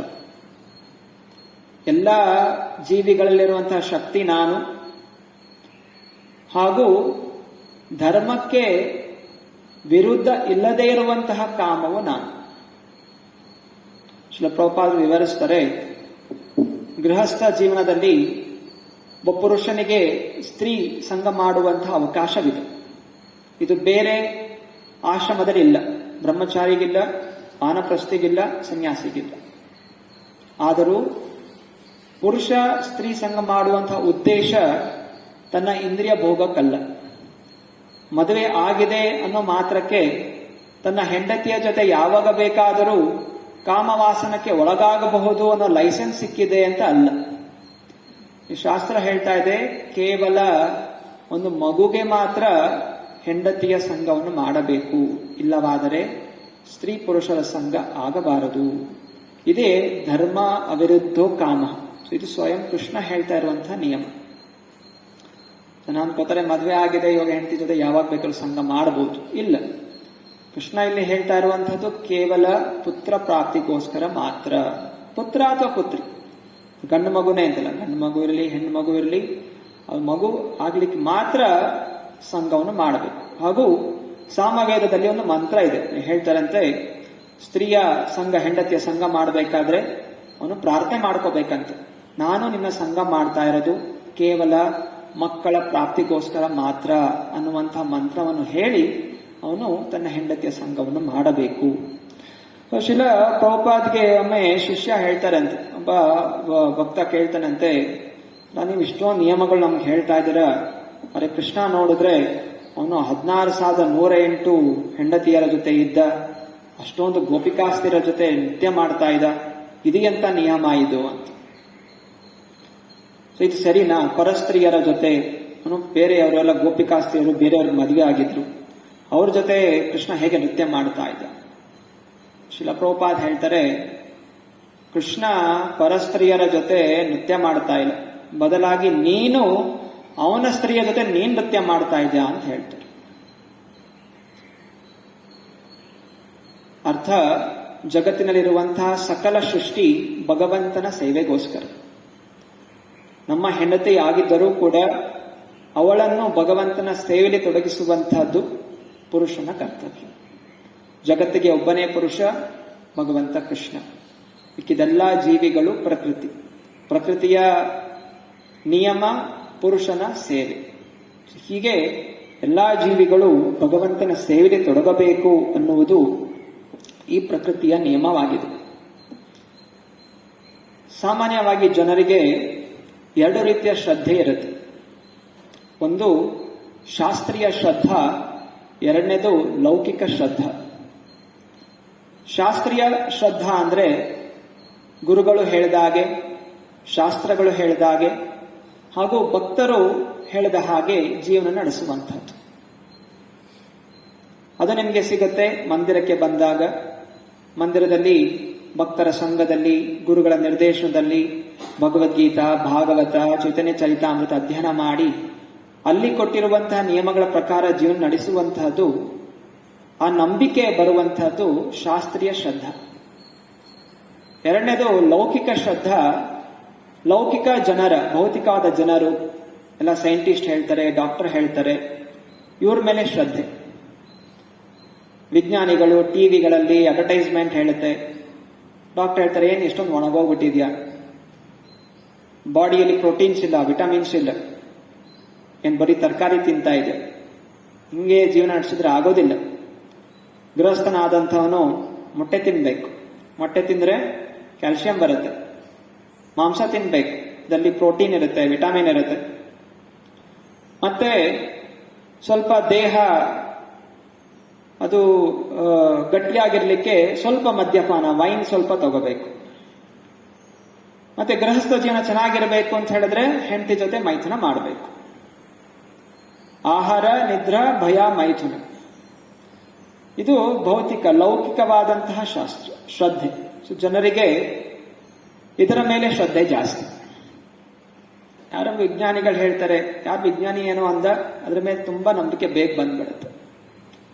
ಟಿವಿಯಲ್ಲಿ ಏನೋ ಬಂತು, ಅದ್ರ ಮೇಲೆ ನಂಬಿಕೆ ಬೇಗ ಬಂದ್ಬಿಡುತ್ತೆ. ಭಕ್ತರಾದ್ರೂ ಕೂಡ ಅನೇಕ ಭಕ್ತರು ಅಂತ ಹೊರಗಡೆಯಿಂದ ಭಕ್ತಿ ಮಾಡ್ತಾ ಇರ್ತಾರೆ ಹೊರತು ಒಳಗಡೆಯಿಂದ ಇನ್ನೂ ಶಾಸ್ತ್ರಗಳ ಮೇಲೆ ಶ್ರದ್ಧೆ ಅನ್ನೋದು ಬಂದಿರೋದೇ. ಇನ್ನು ಲೌಕಿಕ ಶ್ರದ್ಧೆಯೇ ಜಾಸ್ತಿ ಇರುತ್ತೆ. ಅಂದ್ರೆ ಎಲ್ಲಿ ತನಕ ನಾವು ಲೌಕಿಕ ಶ್ರದ್ಧೆಯಿಂದ ಶಾಸ್ತ್ರೀಯ ಶ್ರದ್ಧೆಯನ್ನು ಬೆಳೆಸ್ಕೊಳ್ಳೋದಿಲ್ಲ, ನಮ್ಮ ಜೀವನ ಯಾವಾಗಲೂ ದುಃಖಮಯ. ಗೃಹಸ್ಥನಾಗಿರಲಿ ಅಥವಾ ಬ್ರಹ್ಮಚಾರಿಯಾಗಲಿ ಅಥವಾ ಸನ್ಯಾಸಿಯಾಗಿರಲಿ, ನಾವು ಲೌಕಿಕ ಶ್ರದ್ಧೆಯಿಂದ ಶಾಸ್ತ್ರೀಯ ಶ್ರದ್ಧೆಯನ್ನು ಬೆಳೆಸ್ಕೋಬೇಕು. ಚಿತ್ರಕೇತು ಲೌಕಿಕ ಶ್ರದ್ಧಾ, ಮಗ ಬೇಕು, ಪುತ್ರ ಇಲ್ಲದೆ ಹೆಂಗೆ ಜೀವನ ನಡೆಸೋದು, ಪುತ್ರ ಇಲ್ಲದೆ ಹೆಂಗೆ ನಮ್ಮ ವಂಶ ಅಭಿವೃದ್ಧಿ ಆಗುತ್ತೆ ಅನ್ನುವಂತಹ ಚಿಂತನೆ. ಅಂಗೀರ ಋಷಿಗಳು ಹೇಳ್ತಾರೆ, ನೋಡು ನಿನ್ನ ಯೋಗದಲ್ಲಿ ಮಕ್ಕಳು ಆಗುವಂತಹ ವಿಧಿ ಇಲ್ಲ, ಆ ಪುಣ್ಯ ನೀನು ಮಾಡಿಲ್ಲ. ಜನ್ಮ ಜನ್ಮಾಂತರದಲ್ಲಿ ಪುಣ್ಯ ಮಾಡಿದ್ರೆ ಮಾತ್ರ ಒಬ್ಬ ಒಳ್ಳೆಯ ಪುತ್ರ ಸಿಗ್ಲಿಕ್ಕೆ ಸಾಧ್ಯ, ನಿನ್ನಲ್ಲಿ ಇಲ್ಲ. ದಯವಿಟ್ಟು ಅದರ ಚಿಂತನೆ ಮಾಡಬೇಡ, ಬದಲಾಗಿ ಭಗವಂತನ ಚಿಂತನೆ ಮಾಡು, ಇದು ನಿಜವಾದ ಧರ್ಮ. ಈ ನಿಯಮ ನೀನು ಮಾಡಿದ್ರೆ ಸಾಕು, ಭಗವಂತನ ಚಿಂತನೆಯಲ್ಲಿ ತೊಡಗುವಂತ ಎಷ್ಟು ಬೋಧನೆ ಮಾಡಿದ್ರು ಚಿತ್ರಕೇತು ಕೇಳೋದಿಲ್ಲ. ಚಿತ್ರಕೇತು ಕೇಳ್ತಾನೆ, ನೀವು ದೊಡ್ಡ ಮಹರ್ಷಿಗಳು, ತಪಸ್ವಿಗಳು, ನಿಮ್ಮ ತಪಸ್ಯದಿಂದ ನನಗೆ ಒಂದು ಪುತ್ರನಾಗುವಂತಹ ಅವಕಾಶ ಕೊಡಿ, ಆಶೀರ್ವಾದ ಮಾಡಿ ಅಂತ ಬಾರಿ ಬಾರಿ ಕೇಳ್ಕೊತಾನೆ. ತಥಾಪಿ ಪೃಚ್ಛತೋ ಬ್ರೂಯಾಂ ಬ್ರಹ್ಮಮಾತ್ಮನಿ ಚಿಂತಿತಂ ಭವತೋ ವಿದುತಶ್ಚಾಪಿ ಚೋದಿತಸ್ತ್ವತ್ ಅನುಜ್ಞಾಯ. ಹೇ ಮಹರ್ಷಿಗಳೇ, ಹೇ ಮಹಾತ್ಮರೇ, ನಿಮಗೆ ಎಲ್ಲವೂ ತಿಳಿದಿದೆ. ದಯವಿಟ್ಟು ನನ್ನನ್ನು, ನನ್ನ ಪೂರ್ವಜರನ್ನು ನರಕಲೋಕಕ್ಕೆ ಹೋಗುವ ಅಂಧಕಾರದಿಂದ ಬಿಡುಗಡೆ ಮಾಡಿ. ನನಗೆ ಮಕ್ಕಳಿಲ್ಲ, ದಯವಿಟ್ಟು ನಮ್ಮನ್ನು ರಕ್ಷಣೆ ಮಾಡಿ. ನಾವು ನರಕಲೋಕಕ್ಕೆ ಹೋಗದೇ ಇರೋ ತರ ನಮ್ಮನ್ನು ಕಾಪಾಡಿ ಅನ್ನುವಂತಹ ಪ್ರಾರ್ಥನೆ ಮಾಡ್ತಾ ಇದ್ದಾರೆ. ಆದ ಕಾರಣ ಅಂಗಿರ ಮಹರ್ಷಿ ತುಂಬಾ ಪ್ರಯತ್ನ ಮಾಡಿದ್ರು ಕೂಡ ಆ ಸಮಯದಲ್ಲಿ ಆ ಚಿತ್ರಕೇತು ಮಾತನ್ನು ಕೇಳದಿರೋ ಕಾರಣ ಅವರು ಒಂದು ಯಜ್ಞವನ್ನು ಮಾಡಿ ಆ ಯಜ್ಞದ ಮೂಲಕ ಒಂದು ಪಾಯಸವನ್ನು ಚಿತ್ರಕೇತು ಕೊಡ್ತಾರೆ. ಈ ಪಾಯಸವನ್ನು ನಿನ್ನ ಹೆಂಡತಿ ಕೊಡು, ಅವಳು ಗರ್ಭವತಿ ಆಗ್ತಾಳೆ. ಆದರೆ ನಿನಗೆ ಹುಟ್ಟುವಂತಹ ಮಗು ಸಂತೋಷ ಹಾಗೂ ದುಃಖಕ್ಕೆ ಕಾರಣನಾಗುತ್ತಾನೆ. ಅತಾಹ ನೃಪತಿಂ ರಾಜನ್ ಭವಿತೈಕಸ್ತವಾತ್ಮಜಃ ಹರ್ಷ ಶೋಕ ಪ್ರದಸ್ತುಭ್ಯಂ ಇತಿ ಬ್ರಹ್ಮಸುತೋ ಯಯೌ. ಹರ್ಷ ಶೋಕ ಪ್ರದಸ್ತುಭ್ಯಂ, ನಿನಗೆ ಈ ಮಗು ಹರ್ಷ ಹಾಗೂ ಶೋಕ ಎರಡೂ ಸಿಗುತ್ತೆ ಅಂತ ಹೇಳಿ ಹೋಗ್ಬಿಡ್ತಾರೆ. ಆದರೆ ಚಿತ್ರಕೇತು ಆ ಸಮಯದಲ್ಲಿ ಗುರುಗಳು ಹೇಳಿದಂತಹ ಮಾತು ಅವನಿಗೆ ಅಷ್ಟು ಅರ್ಥ ಆಗೋದಿಲ್ಲ. ಅವನು ಅನ್ಕೋಬಹುದು, ಬಹುಶಃ ನನ್ನ ಹಾಗೆ ಅಷ್ಟು ಬುದ್ಧಿವಂತನಾಗದೇ ಇರ್ಬೋದು, ಆದ್ರೂ ಪರವಾಗಿಲ್ಲ. ಮಗು ಇಲ್ಲದೆ ಇರೋದಕ್ಕಿಂತ ಒಂದು ಮಗು ಇದ್ರೆ ಸಾಕು. ಏನೋ ಸ್ವಲ್ಪ ದಡ್ಡತನ ಇರ್ಬೋದು, ಸ್ವಲ್ಪ ಏನೇ ಇರಲಿ, ಆದ್ರೂ ಮಗು ಅಂತ ಬೇಕು. ಇದು ಅವನ ಮನಸ್ಸಲ್ಲಿ ಅಂತಹ ಒಂದು ಕಾಮದ ಭಾವನೆ, ಮಗು ಬೇಕೇ ಬೇಕು ಅನ್ನೋಂತಹ ಚಿಂತನೆ ಇರೋ ಕಾರಣ ಈ ಅಂಗಿರ ಮಹರ್ಷಿ ಎಚ್ಚರಿಕೆ ಕೊಟ್ಟಂತಹ ಮಾತು ಅವನಿಗೆ ಅರ್ಥ ಆಗಲಿಲ್ಲ. ಸೊ ಇಲ್ಲಿ ಚಿತ್ರಕೇತು ಹೇಳ್ತಾ ಇರುವಂತಹದ್ದು, ನನ್ನನ್ನು ಹಾಗೂ ನಮ್ಮ ಪೂರ್ವಜರನ್ನು ನರಕಲೋಕಕ್ಕೆ ಹೋಗದೇ ಇರೋ ತರ ನಮ್ಮ ರಕ್ಷಣೆಯನ್ನು ಮಾಡಿ. ಭಗವದ್ಗೀತೆಯಲ್ಲಿ ಅರ್ಜುನನು ಕೃಷ್ಣನಿಗೆ ಹೇಳ್ತಾನೆ, ಲುಪ್ತ ಪಿಂಡೋದಕ ಕ್ರಿಯ. ಯಾವಾಗ ಒಳ್ಳೆಯ ವಂಶಾವಳಿ ಇರೋದಿಲ್ಲ, ಒಳ್ಳೆಯ ಪುತ್ರ ಇರೋದಿಲ್ಲ, ಆಗ ಅವರು ಪಿಂಡ ಪ್ರದಾನ ಮಾಡದೇ ಇರೋ ಕಾರಣ ಎಲ್ಲಾ ಪೂರ್ವಜರು ನರಕಲೋಕಕ್ಕೆ ಬೀಳುತ್ತಾರೆ ಅನ್ನುವಂತಹ ಮಾತಲ್ಲಿ ಅರ್ಜುನ ಹೇಳ್ತಾರೆ.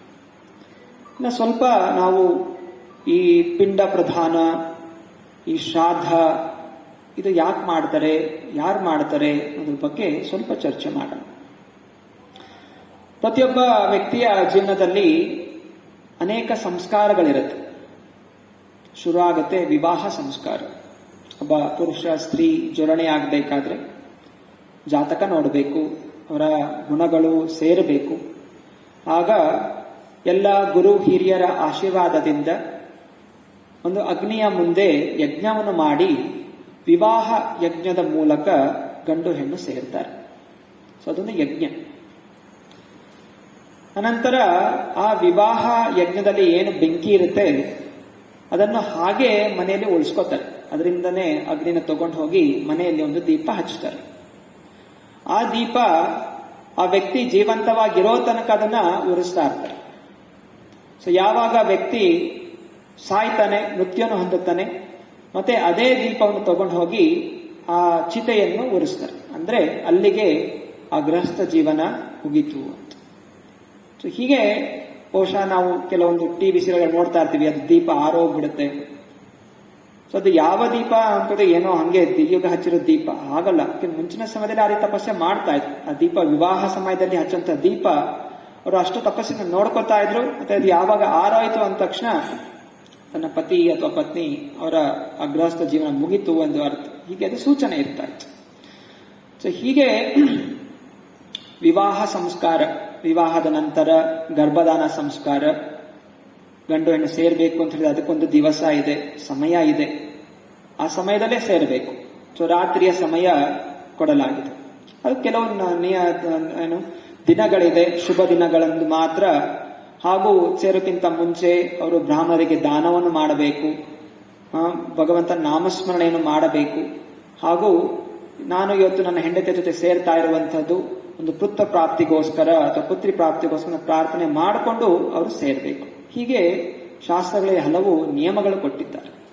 ಇಲ್ಲವಾದ್ರೆ ಹುಟ್ಟುವಂತಹ ಮಕ್ಕಳು ವರ್ಣಶಂಕರ, ಅಂದ್ರೆ ಎಲ್ಲಾ ಧರ್ಮಕ್ಕೆ ವಿರುದ್ಧವಾದಂತಹ ಉಲ್ಲಂಘನೆ ಮಾಡುವಂತಹ ಮಕ್ಕಳು ಜನಿಸ್ತಾರೆ. ಹೀಗೆ ಮುಂಚಿನ ಸಮಯದಲ್ಲಿ ವೈದಿಕ ನಿಯಮಗಳಲ್ಲಿ ಇಂತಹ ಧಾರ್ಮಿಕವಾದಂತಹ ಮಕ್ಕಳು ಹುಟ್ಟುತ್ತಾ ಇದ್ರು. ಅನಂತರ ಮಕ್ಕಳು ಹುಟ್ಟಿದ ತಕ್ಷಣ ತಿರ್ಗಾ ಅದು ಸಂಸ್ಕಾರ, ನಾಮಕರಣ ಸಂಸ್ಕಾರ, ಅನ್ನಪ್ರಸನ್ನ ಸಂಸ್ಕಾರ, ಅನಂತರ ಕಿವಿಗೆ ಓಲೆ ಹಾಕುವಂಥದ್ದು ಕರ್ಣ, ಅದೊಂದು ಸಂಸ್ಕಾರ, ಅನಂತರ ಉಪನಯನ ಸಂಸ್ಕಾರ, ನಂತರ ಜಾತ ತಲೆ ಜಟ ಸಂಸ್ಕಾರ. ಸೊ ಹೀಗೆ ಒಬ್ಬ ಜೀವನದಲ್ಲಿ ನಾನಾ ರೀತಿಯ ಸಂಸ್ಕಾರಗಳು ನಡೀತಾ ಹೋಗುತ್ತೆ. ಕೊನೆಯಲ್ಲಿ ಆಗುವಂತಹದ್ದು ಅಂತ್ಯ ಸಂಸ್ಕಾರ, ಅಂತಿಮ ಸಂಸ್ಕಾರ, ಅಥವಾ ಅದನ್ನು ಅಂತ್ಯೇಷ್ಟಿ ಅಂತ ಹೇಳ್ತಾರೆ. ಅಂತ್ಯೇಷ್ಟಿ ಅಂತ ಹೇಳಿದ್ರೆ ಒಬ್ಬ ವ್ಯಕ್ತಿಯ ಜೀವನದ ಅಂತಿಮವಾದಂತಹ ಸಂಸ್ಕಾರ. ಹಾಗೂ ಒಬ್ಬ ವ್ಯಕ್ತಿ ತನ್ನ ಜೀವನದಲ್ಲಿ ನಾನಾ ಜೀವಿಗೆ ಋಣಿಯಾಗಿರ್ತಾನೆ. ದೇವತೆಗಳಿಗೆ, ಋಷಿಗಳಿಗೆ, ಅನ್ಯ ಮನುಷ್ಯರಿಗೆ, ಅನ್ಯ ಜೀವಿಗಳಿಗೆ, ಹಾಗೂ ತನಗೆ ದೇಹ ಹಾಗೂ ಸಂಸ್ಕೃತಿ ಕೊಟ್ಟಂತಹ ತನ್ನ ಪೂರ್ವಜರಿಗೆ ಪಿತೃಋಣ ಅಂತ ಹೇಳ್ತಾರೆ. ಸೊ ಆ ಪಿತೃಋಣ ತೀರಿಸಬೇಕು ಅಂತ ಹೇಳಿದ್ರೇನು ಈ ಅಂತಿಮ ಸಂಸ್ಕಾರವನ್ನು ಮಾಡಬೇಕಾಗಿರುವಂತಹದ್ದು ನಿಯಮ. ಸೊ ಯಾರು ಮಕ್ಕಳು, ಮುಂದೆ ಬರುವಂತಹ ಪೀಳಿಗೆ ಆ ಅಂತಿಮ ಸಂಸ್ಕಾರವನ್ನು ಮಾಡಿದಾಗ, ಸೊ ಹಿಂದೆ ಹೋದಂತಹ ಜೀವಿಗಳು, ಆ ಪಿತೃಗಳು, ಅವರು ಅಕಸ್ಮಾತ್ ಆಗಿ ಎಲ್ಲೋ ಪಾಪದ ಯೋನಿಯಲ್ಲಿ ಹುಟ್ಟಿದ್ರೆ ಅಥವಾ ನರಕ ಲೋಕದಲ್ಲಿ ಸಿಕ್ಕಾಕೊಂಡಿದ್ರೆ ಅವರನ್ನು ಅಲ್ಲಿಂದ ಮುಕ್ತಿ ಅನ್ನೋದು ಸಿಗುತ್ತೆ ಅವರಿಗೆ. ನಾನಾ ರೀತಿಯ ಕಥೆಗಳು ನಾವು ಕೇಳಿದ್ದೀವಿ ಏಕಾದಶಿಯ ವ್ರತಗಳಲ್ಲಿ ಹಾಗೂ ಭಗವದ್ಗೀತೆಯ ವ್ರತಗಳಲ್ಲಿ ಪಠಣ ಮಾಡುವಂತಹ ಅಧ್ಯಾಯಗಳಲ್ಲಿ ಹೇಗೆ ತಂದೆ ಯಾವುದೋ ಲೋಕದಲ್ಲಿ ಸಿಕ್ಕಾಕೊಂಡಿರ್ತಾನೆ, ಅನಂತರ ಅವನಿಗೆ ಕನ್ಸಲ್ ಬರುತ್ತೆ ಅಥವಾ ಯಾವುದೋ ಮೂಲಕ ಅವರಿಗೆ ವಿಷಯ ಗೊತ್ತಾಗುತ್ತೆ, ಅನಂತರ ಅವನು ಪಿಂಡ ಪ್ರದಾನ ಅಥವಾ ಶ್ರಾದ್ದ ಮಾಡಿ ಅಥವಾ ಏಕಾದಶಿ ವ್ರತವನ್ನು ಮಾಡಿ ಅದರ ಪುಣ್ಯವನ್ನು ಅವರಿಗೆ ಧಾರೆ ಎಳೆದಾಗ ಅವರು ಆ ಲೋಕದಿಂದ ಮುಕ್ತರಾಗಿ ಅವರು ಉತ್ತಮ ಲೋಕಗಳಿಗೆ ಹೋಗ್ತಾರೆ. ಹೀಗೆ ನಾನಾ ರೀತಿಯ ಕಥೆಗಳನ್ನು ಕೇಳಿದ್ದೇವೆ. ಸೊ ಹೀಗೆ ಅಂತಿಮವಾದಂತಹ ಸಂಸ್ಕಾರ ಒಂದು ಯಾವಾಗ ವ್ಯಕ್ತಿ ಸಾಯ್ತಾನೆ ಅವನ ಬಾಯಿಗೆ ಗಂಗಾ ಜಲ, ತುಳಸಿ ಜಲ ಅದನ್ನು ಹಾಕಬೇಕು. ಅನಂತರ ಪಿಂಡವನ್ನು ನೀಡಬೇಕು. ಅನಂತರ ಅಸ್ಥಿ ಅವನ ಒಂದು ಭಸ್ಮವನ್ನು ನದಿಯಲ್ಲಿ ವಿಸರ್ಜನೆ ಮಾಡಬೇಕು. ಅನಂತರ ಶ್ರಾದ್ದ, ಪ್ರತಿ ತಿಂಗಳು ಅವರ ಒಳಿತಿಗೋಸ್ಕರ ಪಿಂಡ ಪ್ರದಾನವನ್ನು ಮಾಡಬೇಕು. ಹೀಗೆ ನಿಯಮಗಳು ಕೊಟ್ಟಿದ್ದಾರೆ. ಸೊ ಋಗ್ವೇದದಲ್ಲಿ ಹೇಳಿಲ್ಲಾದರೆ ಧನಾನಿ ಭೂಮೌ ಪಶವಶ್ಚ ಗೋಷ್ಠೆ ನಾರಿ ಗೃಹ ದ್ವಾರೆ ಸಖಾ ಸ್ಮಶಾನೆ ದೇಹ ಚಿತಯಂ ಪರಲೋಕ ಮಾರ್ಗೆ ಧರ್ಮಾನುಗೋ ಗಚ್ಚತಿ ಜೀವ ಏಕಃ. ಧನಾನಿ ಭೂಮೌ, ಏನೆಲ್ಲ ನಾವು ಹಣ ಸಂಪಾದನೆ ಮಾಡಿರ್ತೀವಿ ಅದು ಅಲ್ಲೇ ಬಚ್ಚಿಟ್ಕೊಂಡ್ಬಿಡುತ್ತೆ. ಎಲ್ಲ ಸಂಗ್ರಹ ಮಾಡಿರ್ತಾರೆ. ಮುಂಚಿನ ಸಮಯದಲ್ಲಿ ಎಲ್ಲ ಕೂಡಿಟ್ಟು ಚಿನ್ನದಾನ ಎಲ್ಲ ಭೂಮಿ ಒಳಗಡೆ ಅಗದ್ಬಿಟ್ಟು ಇಡ್ತಾ ಇತ್ತು. ಅವನು ಸತ್ತಾಗ ಅದು ಯಾರಿಗೂ ಗೊತ್ತಿರೋದಿಲ್ಲ, ಅದಲ್ಲೇ ಇವತ್ತಿನ ದಿವಸ ಜನ ಬ್ಯಾಂಕಲ್ಲಿ ಇಟ್ಟಿರ್ತಾರೆ.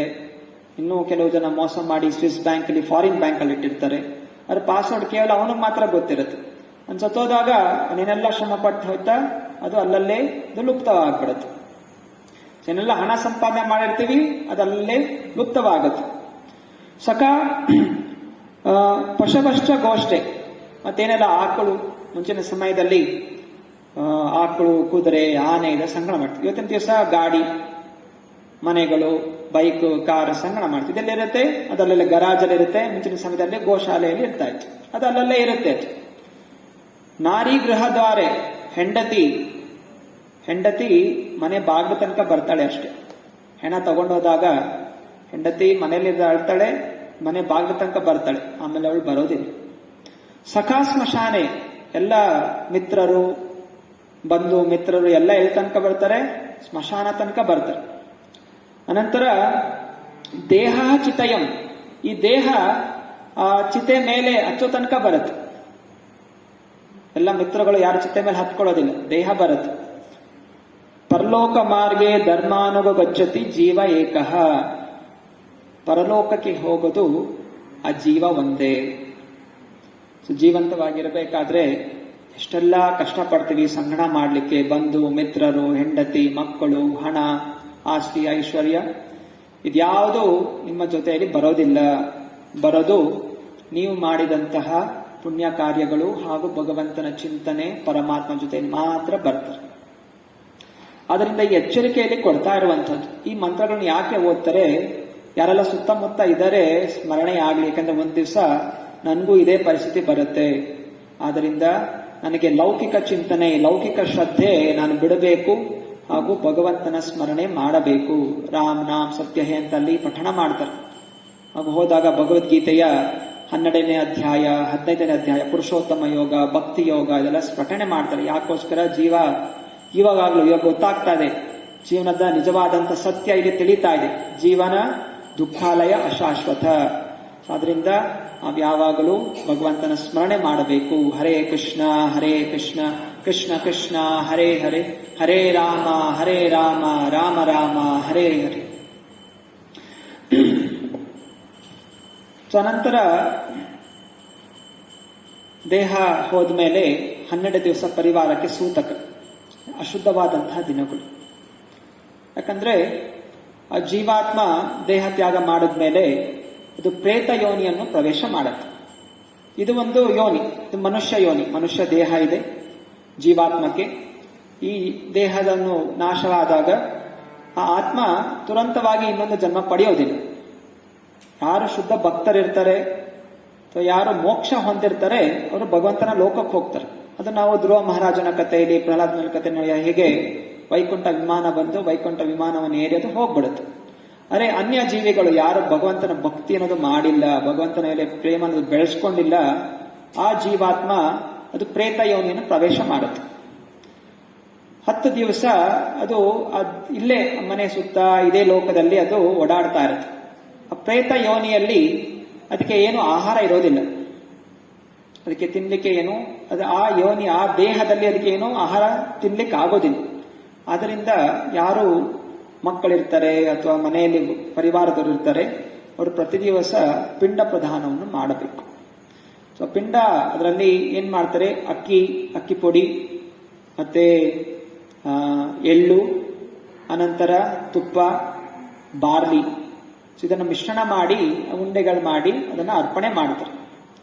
ಅಂದ್ರೆ ಅದು ಬಂದು ಆ ಉಂಡೆ ತಿನ್ನುತ್ತೆ ಅಂತಲ್ಲ, ಆ ಉಂಡೆಲಿರುವಂತಹ ಶಕ್ತಿ, ಆ ಪ್ರೇತ ಯೋನಿಗೆ ಬೇಕಾಗಿರುವಂತಹ ಶಕ್ತಿ ಅದರ ಮೂಲಕ ಅದಕ್ಕೆ ಸಿಗುತ್ತೆ. ಭಗವಂತನ ಪ್ರಾರ್ಥನೆ ಮಾಡಿಕೊಂಡು ಭಗವಂತನಿಗೆ ಅರ್ಪಣೆ ಮಾಡಿ ಅದನ್ನು ಪ್ರಸಾದವಾಗಿ ಆ ಯೋನಿಗಳಿಗೆ ಅರ್ಪಣೆ ಮಾಡ್ತಾರೆ. ಆದ್ರಿಂದ ಆ ಪ್ರಾಣ ಶಕ್ತಿ ಅದಕ್ಕೆ ಸಿಗುತ್ತೆ ಜೀವಂತವಾಗಿರ್ಲಿಕ್ಕೆ.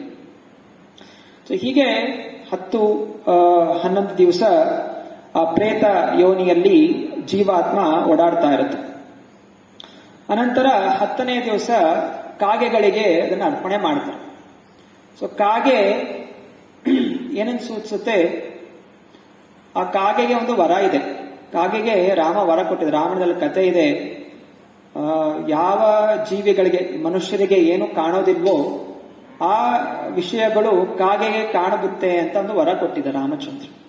ಆದ ಕಾರಣ ಕಾಗೆಗಳಿಗೆ ಪ್ರೇತಾತ್ಮರ ಒಂದು ದೇಹಗಳದಕ್ಕೆ ಕಾಣುತ್ತೆ. ಸೊ ಯಾವಾಗ ಪಿಂಡ ಪ್ರದಾನ ಮಾಡ್ತೀವಿ, ಆ ಪ್ರೇತಾತ್ಮ ಬಂದು ಆಹಾರ ಸ್ವೀಕಾರ ಮಾಡಿದಾಗ ಆ ಪ್ರೇತಾತ್ಮದಲ್ಲಿ ರಜೋ ಹಾಗೂ ತಮೋ ಗುಣಗಳು ಕೂಡಿರುತ್ತೆ. ಅದನ್ನು ಕಾಗೆ ಆಕರ್ಷಣೆ ಮಾಡುತ್ತೆ. ಸೊ ಕಾಗೆಗೂ ಅದು ಆಕರ್ಷಣೆ ಆಗುತ್ತೆ. ಆಗ ಕಾಗೆ ಬಂದು ಆ ಪಿಂಡವನ್ನು ತಿಂತು ಅಂತ ಹೇಳಿದಾಗ ಆಗ ಈ ಪ್ರೇತ ಯೋನಿರುವಂತಹ ಜೀವಾತ್ಮಕ್ಕೂ ಶಕ್ತಿ ಹೋಯ್ತು ಅನ್ನೋದು ಅರ್ಥ. ಸೊ ಆದ್ದರಿಂದ ಅವ್ರು ಪ್ರಾರ್ಥನೆ ಮಾಡ್ಕೊತಾ ಇದ್ರು, ಸೊ ಕಾಗೆ ಬರಲಿ. ಕಾಗೆ ಬಂದಿದೆ ಅಂತ ಹೇಳಿದ್ರೆ ಅಲ್ಲಿ ಆ ಪಿತೃಗಳಿಗೆ ಅದು ಅರ್ಪಣೆ ಆಯಿತು, ಆ ಶಕ್ತಿ ಹೋಯ್ತು ಅನ್ನೋದು ಅರ್ಥ. ಹಾಗೂ ಎರಡನೇದಾಗಿ 10ನೇ ದಿವಸದ ನಂತರ ಯಮದೂತರು ಬರ್ತಾರಂತೆ. ಸೊ ಯಮದೂತರು ಬಂದು ಆ ಯೋನಿಯನ್ನು, ಆ ಜೀವಾತ್ಮವನ್ನು ಯಮಲೋಕ ಕರ್ಕೊಂಡು ಹೋಗ್ತಾರೆ. ಯಮಲೋಕದಲ್ಲಿ ಅವ್ನು ಮಾಡಿದಂತಹ ಪಾಪ ಪುಣ್ಯ ಏನೇನೆಲ್ಲ ಇದೆ ಅದರ ಒಂದು ಜಡ್ಜ್ಮೆಂಟ್, ನ್ಯಾಯ ಆಗತ್ತೆ. ಅನಂತರ ಮುಂದಿನ ಯಾವ ದೇಹ ಅದಕ್ಕೆ ಸಿಗಬೇಕು ಅನ್ನೋದು ಯಮ ಆದೇಶವನ್ನು ಕೊಡ್ತಾನೆ.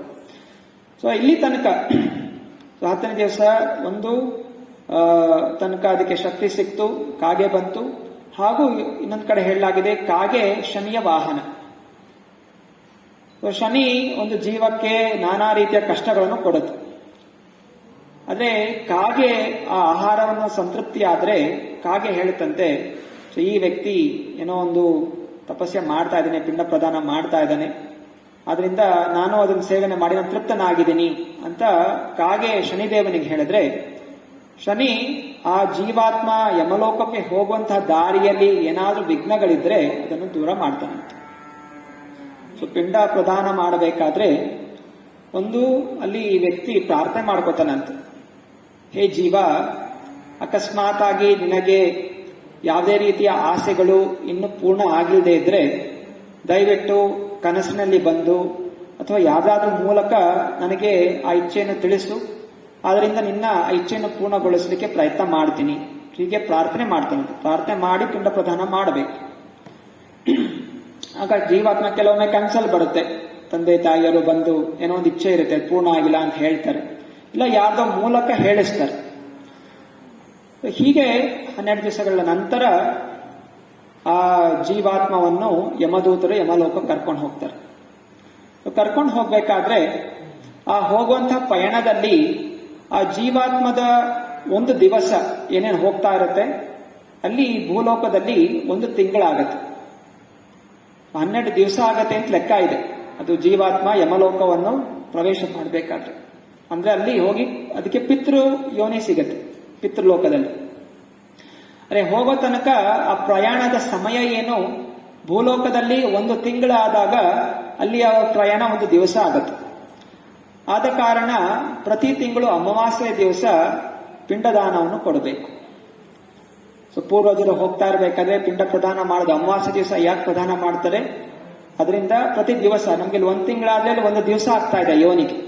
ಸೊ ಒಂದೊಂದು ತಿಂಗಳು ನಾವು 12 ತಿಂಗಳು ಅರ್ಪಣೆ ಮಾಡಿದಾಗ ಅದಕ್ಕೆ 12 ದಿವಸಗಳು ಆಹಾರ ಅಂದು ಸಿಗುತ್ತೆ. ಸೊ ಪ್ರಯಾಣದಲ್ಲಿ ಆ ಯೋನಿಗೆ ಪಿತೃಗಳಿಗೆ ಶಕ್ತಿ ಸಿಗಲಿ ಅಂತ ಹೇಳಿ ಪ್ರತಿ ತಿಂಗಳು ಅಮಾವಾಸ್ಯೆ ದಿವಸ ಪಿಂಡ ಪ್ರದಾನವನ್ನು ಮಾಡಬೇಕು.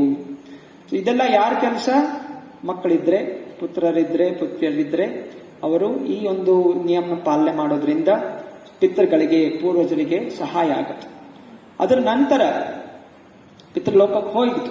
ಅದರ ನಂತರ ಇವಾಗ ಅಲ್ಲಿನ 1 ವರ್ಷ ಪಿತೃಲೋಕದಲ್ಲಿ ಒಂದು ದಿವಸ ಇಲ್ಲಿಗೆ 1 ವರ್ಷ ಇದ್ದ ಹಾಗೆ. ಒಂದು ದಿವಸ ಇಲ್ಲಿನ 1 ವರ್ಷ. ಸೊ ಬೇರೆ ಬೇರೆ ಲೋಕಗಳಲ್ಲಿ ಬೇರೆ ಬೇರೆ ಸಮಯ ಇದೆ. ಅಲ್ಲಿ 1 ದಿವಸ ಆದ್ರೆ ನಮ್ಗೆ ಇಲ್ಲಿ 1 ವರ್ಷ ಆಗುತ್ತೆ. ಅದರಿಂದ ಪಿತೃಪಕ್ಷದಲ್ಲಿ ಅಂದ್ರೆ ವರ್ಷದಲ್ಲಿ 1 ದಿವಸ ಪಿತೃಪಕ್ಷ ಸಮಯದಲ್ಲಿ ಪಿತೃಗಳಿಗೆ ಪಿಂಡದಾನವನ್ನು ಪ್ರದಾನ ಮಾಡ್ತಾರೆ. ಮಹಾಲಯ ಅಮಾವಾಸ್ಯೆ ಎಲ್ಲ ಶ್ರೇಷ್ಠವಾದದ್ದು ಯಾಕೆ? ಅದನ್ನ ಪಿತೃಗಳಿಗೆ ಪೂರ್ವಜರು ಅವರೆಲ್ಲೇ ಇರಲಿ, ಅಕಸ್ಮಾತ್ ಆಗಿ ಸಿಕ್ಕಾಕೊಂಡಿರ್ಲಿ ಅಥವಾ ಅವರು ಬೇರೆ ಯೋನಿಗಳಲ್ಲಿ ಸಿಕ್ಕಿರ್ಲಿ, ಪ್ರಾಣಿ ಪಕ್ಷಿ ಅಥವಾ ಬೇರೆ ಯಾವುದೋ ಮನುಷ್ಯರಾಗೂ ಹುಟ್ಟಿರಬಹುದು, ಸಿಕ್ಕಿದ್ರೆ ದಯವಿಟ್ಟು ಅವ್ರನ್ನ ಉದ್ಧಾರ ಆಗಲಿ ಅಂತ ಹೇಳಿ ಪಿಂಡ ಪ್ರದಾನವನ್ನು ಮಾಡ್ತಾರೆ. ಅದನ್ನು ಕೆಲವು ಹೇಳ್ತಾರೆ, ಕೆಲವೊಮ್ಮೆ ಆಕಸ್ಮಿಕವಾಗಿ ಯಾರು ನಮಗೆ ಆಹಾರ ಕೊಡ್ತಾರೆ, ಏನೋ ಊಟ ಕೊಡ್ತಾರೆ. ಇದೆಲ್ಲ ಯಾಕೋಸ್ಕರ ಅಂತ ಹೇಳಿದ್ರೆ, ಯಾರೋ ನಮಗೋಸ್ಕರ ಪಿಂಡ ಪ್ರದಾನ ಮಾಡ್ತಾ ಇರೋ ಕಾರಣ ನಮಗೆ ಆ ಪುಣ್ಯದಿಂದ ನಮಗೆ ಎಲ್ಲೋ ಆಹಾರ ಅಂದು ಸಿಗುತ್ತೆ. ಹಾಗೆ ಪ್ರಾಣಿ ಪಕ್ಷಿಗಳಿಗೂ ಅಷ್ಟು ಯಾರೊಬ್ರು ಅನ್ನ ಬಿಸಾಕ್ತಾರೆ. ಎಷ್ಟೋ ಬೀದಿ ನಾಯಿಗಳಿರುತ್ತೆ, ಅದು ಒಂದು ನಾಯಿಗೆ ಮಾತ್ರ ಆಹಾರ ಸಿಗುತ್ತೆ. ಹೇಗೆ ಅವರು ಯಾರೋ ಪಿಂಡ ಪ್ರದಾನ ಮಾಡಿರೋ ಕಾರಣ. ಸೊ ಈ ಎಲ್ಲ ಕಾರಣಗಳಿಂದ ಇಲ್ಲಿ ಹೇಳ್ತಾ ಇರೋದು ಪಿಂಡ ಪ್ರದಾನ ಯಾಕೆ ಮುಖ್ಯ ಯಾಕಂದ್ರೆ ಪೂರ್ವಜರು ಹೀಗೆ ಎಲ್ಲ ಸಿಕ್ಕಾಕೊಂಡಿರ್ತಾರೆ. ಹಾಗೂ ಆ ಪೂರ್ವಜರು ನೋಡ್ತಾ ಇರ್ತಾರಂತೆ ಆ ಲೋಕದಿಂದ, ನನ್ನ ಮುಂದೆ ಇರುವಂತಹ ಜೀವಿಗಳು ಪಿಂಡದ ಪ್ರದಾನ ಮಾಡ್ತಾ ಇದಾರ, ಅವ್ರು ಮಾಡ್ತಾ ಇಲ್ಲ ಅಂತ ಹೇಳಿದ್ರೆ ಅವರು ಬೈಕೋತಾರಂತೆ. ಯಾಕಂದ್ರೆ ಹಸಿವಾಗ್ತಾ ಇರುತ್ತೆ, ಅವ್ರಿಗೆ ಒದ್ದಾಡ್ತಾ ಇರ್ತಾರೆ. ಸೊ ನನ್ನ ವಂಶದಲ್ಲಿ ಹುಟ್ಟಿ ಇವನೇನೋ ಕೆಲಸ ಮಾಡ್ತಾ ಇಲ್ಲ, ಧಾರ್ಮಿಕ ಕೆಲಸ ಮಾಡ್ತಾ ಇಲ್ಲ, ಇವನ ಜೀವನ ಹಾಳಾಗ್ಲಿ ಅಂತ ಹೇಳಿ ಅವರು ಶಾಪ ಹಾಕ್ತಾರೆ. ಸೊ ಹೀಗೆ ಆ ವ್ಯಕ್ತಿ, ಅವರ ಪೂರ್ವಜರು ಎಲ್ಲರೂ ಕೆಳಗಡೆ ಬೀಳ್ತಾ ಬರ್ತಾರೆ. ಇದು ಕರ್ಮಕಾಂಡದ ನಿಯಮ. ಸೊ ಕರ್ಮಕಾಂಡದಲ್ಲಿ ಈ ನಿಯಮಗಳು ಕೊಟ್ಟಿದೆ. ಗರುಡ ಪುರಾಣದಲ್ಲಿ ವಿವರಣೆ ಇದೆ, ಹೀಗೆ ಪಿಂಡ ಪ್ರದಾನ ಹೇಗ್ ಮಾಡಬೇಕು, ಯಾಕೆ ಮಾಡಬೇಕು, ಇದೆಲ್ಲ ವಿವರಿಸಿದ್ದಾರೆ. ಮುಂದೆ ನೋಡ್ತೀವಿ ಗೋಕರ್ಣನ ಕಥೆಯಲ್ಲಿ.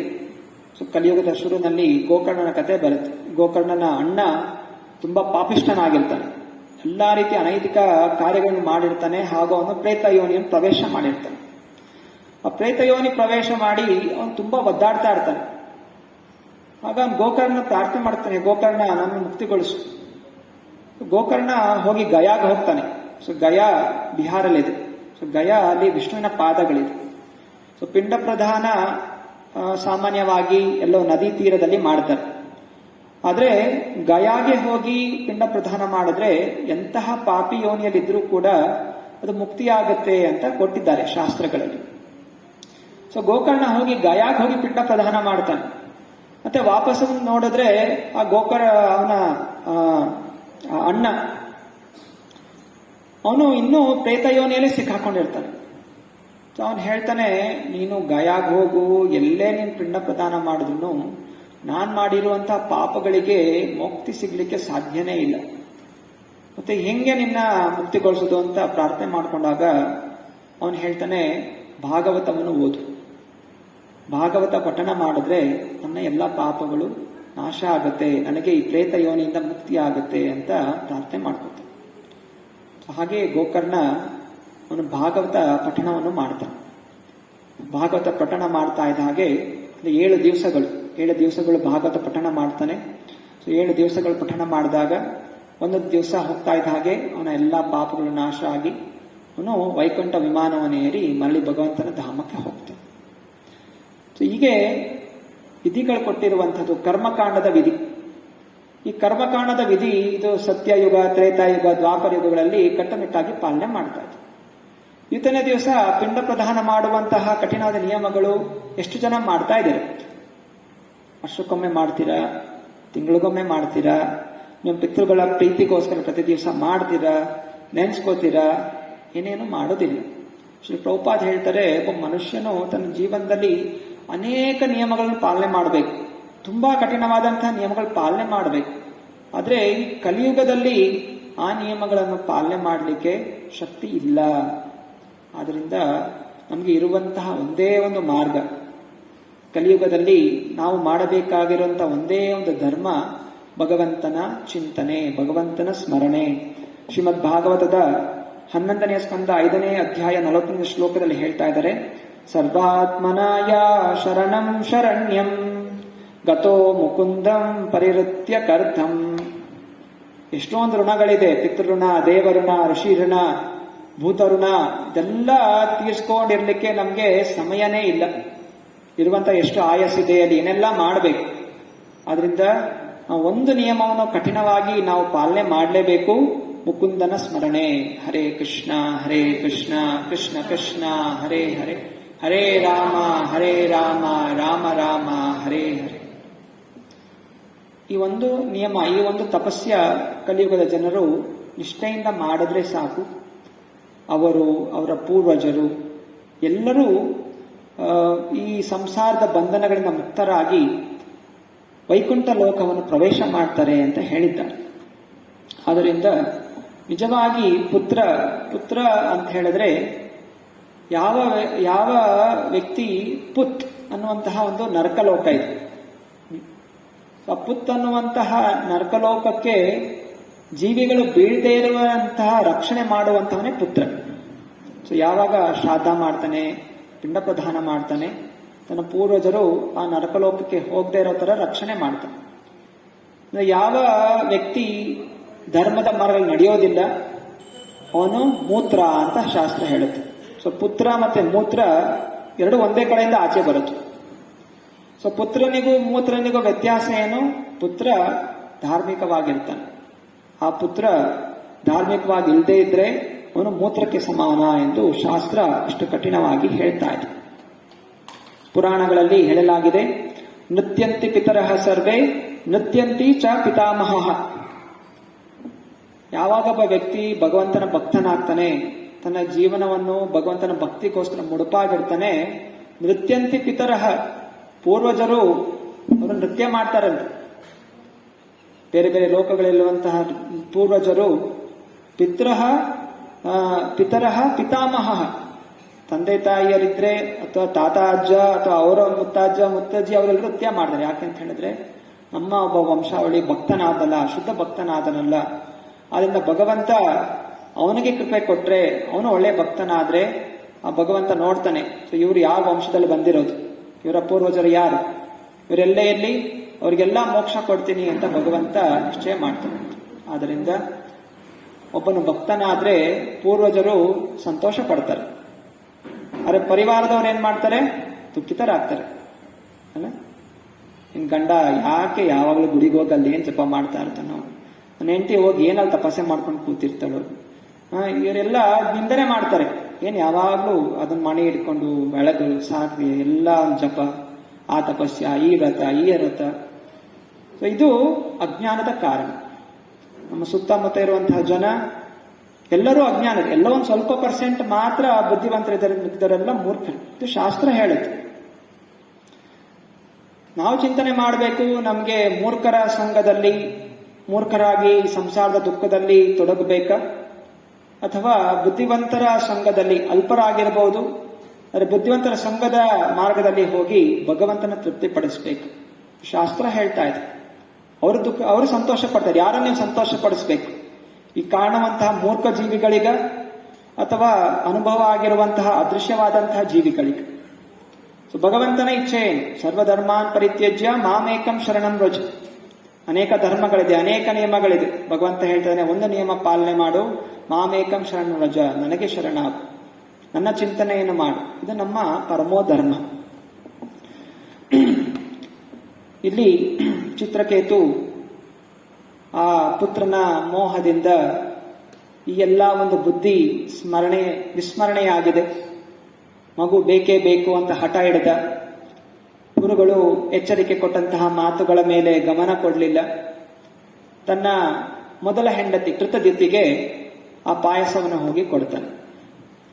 ಅನಂತರ ಅವರಿಬ್ಬರ ಸಂಭೋಗದಿಂದ ಅವರಿಗೆ ಪುತ್ರ ಪ್ರಾಪ್ತಿ ಆಗುತ್ತೆ. ಸೊ ಪಾಯಸ ಕುಡಿದಿದ್ದೆ ಅಂದ್ರೆ ಪುತ್ರ ಆಗಿಲ್ಲ, ಪಾಯಸ ಕುಡಿದ ಮೇಲೆ ಅವಳಿಗೆ ಪುಣ್ಯ ಬಂತು, ಪುಣ್ಯದಿಂದ ಮತ್ತೆ ಸಂಭೋಗ ಆಗತ್ತೆ. ಚಿತ್ರಕೇತು ಹಾಗೂ ಕೃತಜ್ಞತೆಗೆ ಸಂಭೋಗ ಆದಮೇಲೆ ಪುತ್ರ ಪ್ರಾಪ್ತಿ ಆಗತ್ತೆ. ಎಲ್ಲ ಕಡೆ ಹರ್ಷ. ಚಿತ್ರಕೇತುಗೆ ನನಗೆ ಜೀವ ಬಂದಂಗಾಯ್ತವಂತೆ. ತುಂಬಾ ಸಂತೋಷ ಪಡ್ತಾ ಇದ್ದಾನೆ. ಎಲ್ಲಾ ಕಡೆ ಅವನು ಸಂಭ್ರಮ ಮಾಡ್ತಾ ಇದ್ದಾನೆ. ಬೇರೆ ಬೇರೆ ಲೋಕಗಳಿಗೆ ಹೋಗಿ ಅವನು ಸಿಹಿ ಹಂಚ್ತಾ ಇದ್ದಾನೆ. ನನಗೆ ಮಗ ಆಯ್ತು, ಮಗ ಹುಟ್ಟದ ಅಂತ ಹೇಳಿ ಎಲ್ಲಾ ಕಡೆ ಹಂಚ್ತಾ ಇದ್ದಾನೆ. ಹಾಗೂ ಪುತ್ರನ ಮೇಲೆ ಪ್ರೀತಿ ಹಾಗೂ ಪುತ್ರ ಕೊಟ್ಟಂತಹ ಹೆಂಡತಿ ಮೇಲೆ ಪ್ರೀತಿ ಜಾಸ್ತಿ ಆಗ್ತಾ ಹೋಯಿತು. ತನ್ನ ಇಂದ್ರಿಯ ಭೋಗಕ್ಕೆ ಕಾರಣವಾದಂತಹವರು ಪ್ರೀತಿ.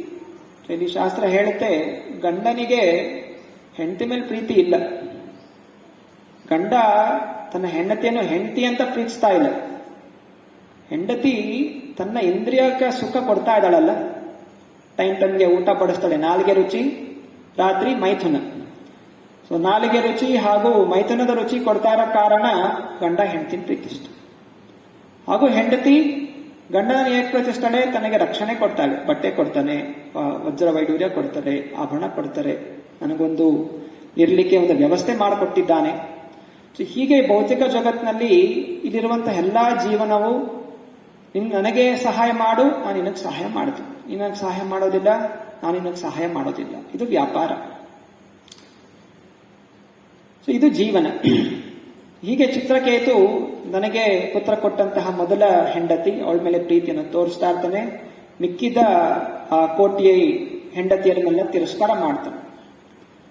ಆಗ ಎಲ್ಲ ಮಿಕ್ಕಿದ ಹೆಂಡತಿಯರಿಗೆ ಜ್ವರ ಬಂದ ಹಾಗೆ ಮೈಯೆಲ್ಲ ಉರಿತಾ ಇದೆ, ಅಗ್ನಿ ಒಳಗಡೆಯಿಂದ ಸುಡ್ತಾ ಇದೆ.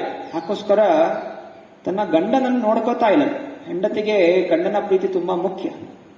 ಯಾವಾಗ ಪ್ರೀತಿ ಗಂಡ ಬೇರೆಯವ್ರ ಮೇಲೆ ತೋರಿಸ್ತಾನೆ, ಅದು ಹೆಂಡತಿಗೆ ತಡ್ಕೊಳಕ್ ಆಗೋದಿಲ್ಲ, ಉರಿತಾಳೆ. ಇಲ್ಲಿ ಹೇಳ್ತಾ ಇದ್ದಾರೆ,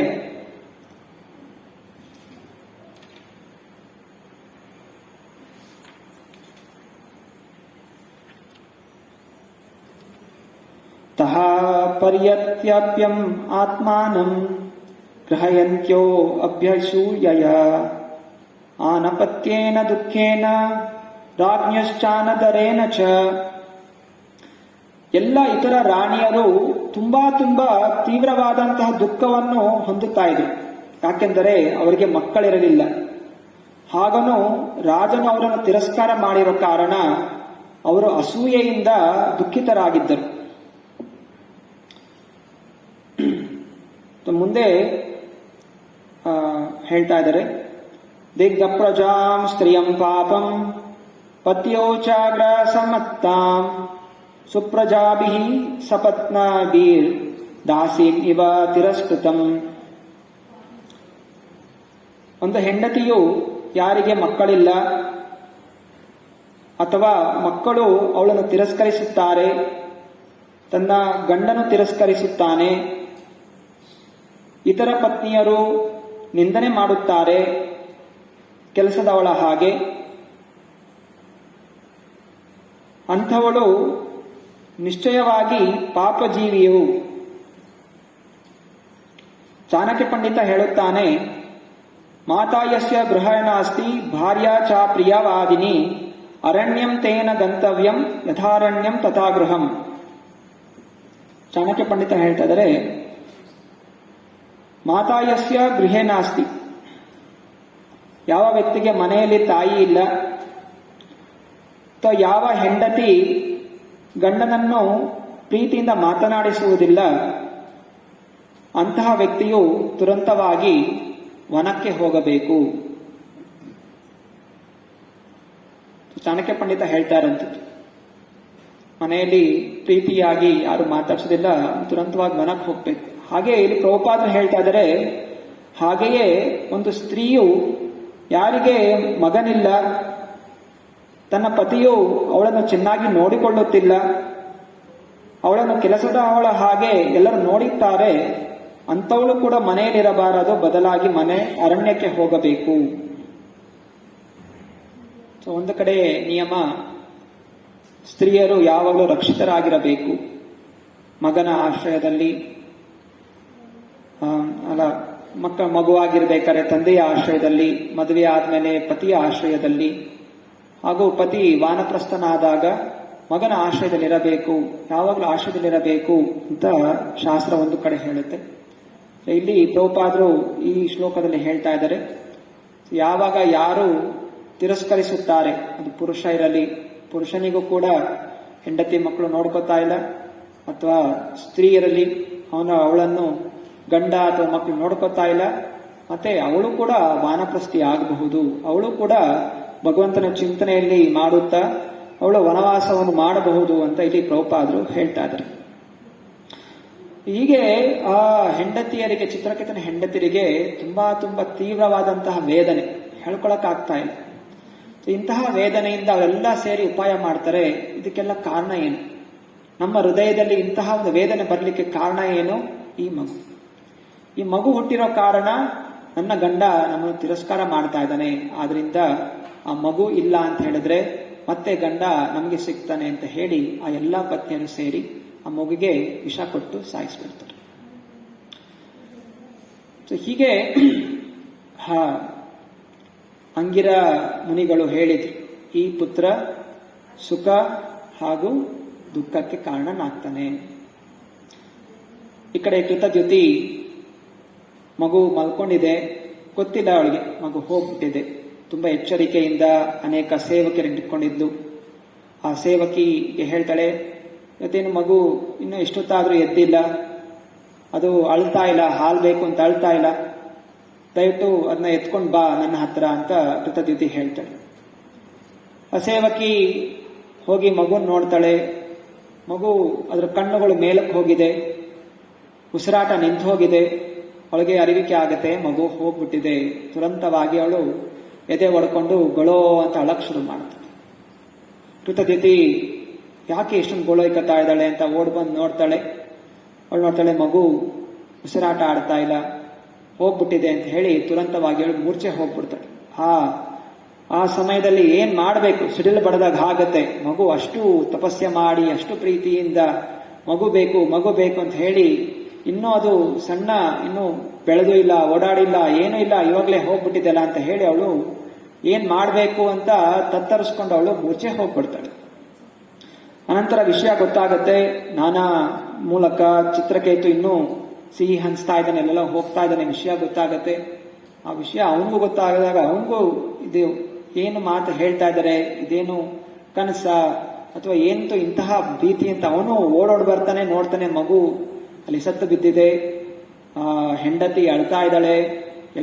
ಎಲ್ಲ ರಾಜರು, ಬೇರೆ ಮಂತ್ರಿಗಳು, ಎಲ್ಲ ಪ್ರಜೆಗಳು ಎಲ್ಲ ಯಾಕಂದ್ರೆ ಆ ಪ್ರಜೆಗಳಿಗೂ ಪ್ರೀತಿ ಇತ್ತು ಚಿತ್ರಕೇತು ಮೇಲೆ. ಅವನು ಧಾರ್ಮಿಕ ರಾಜನಾಗಿತ್ತು, ಎಲ್ರಿಗೂ ಸಂತೋಷವಾಗಿತ್ತು, ರಾಜನಿಗೆ ಪುತ್ರ ಆಯ್ತು. ಎಲ್ಲರೂ ಸೇರ್ಕೊಂಡು ದುಃಖಿತರಾಗಿದ್ದಾರೆ. ರಾಜ ಅಳ್ತಾ ಇದ್ದಾನೆ.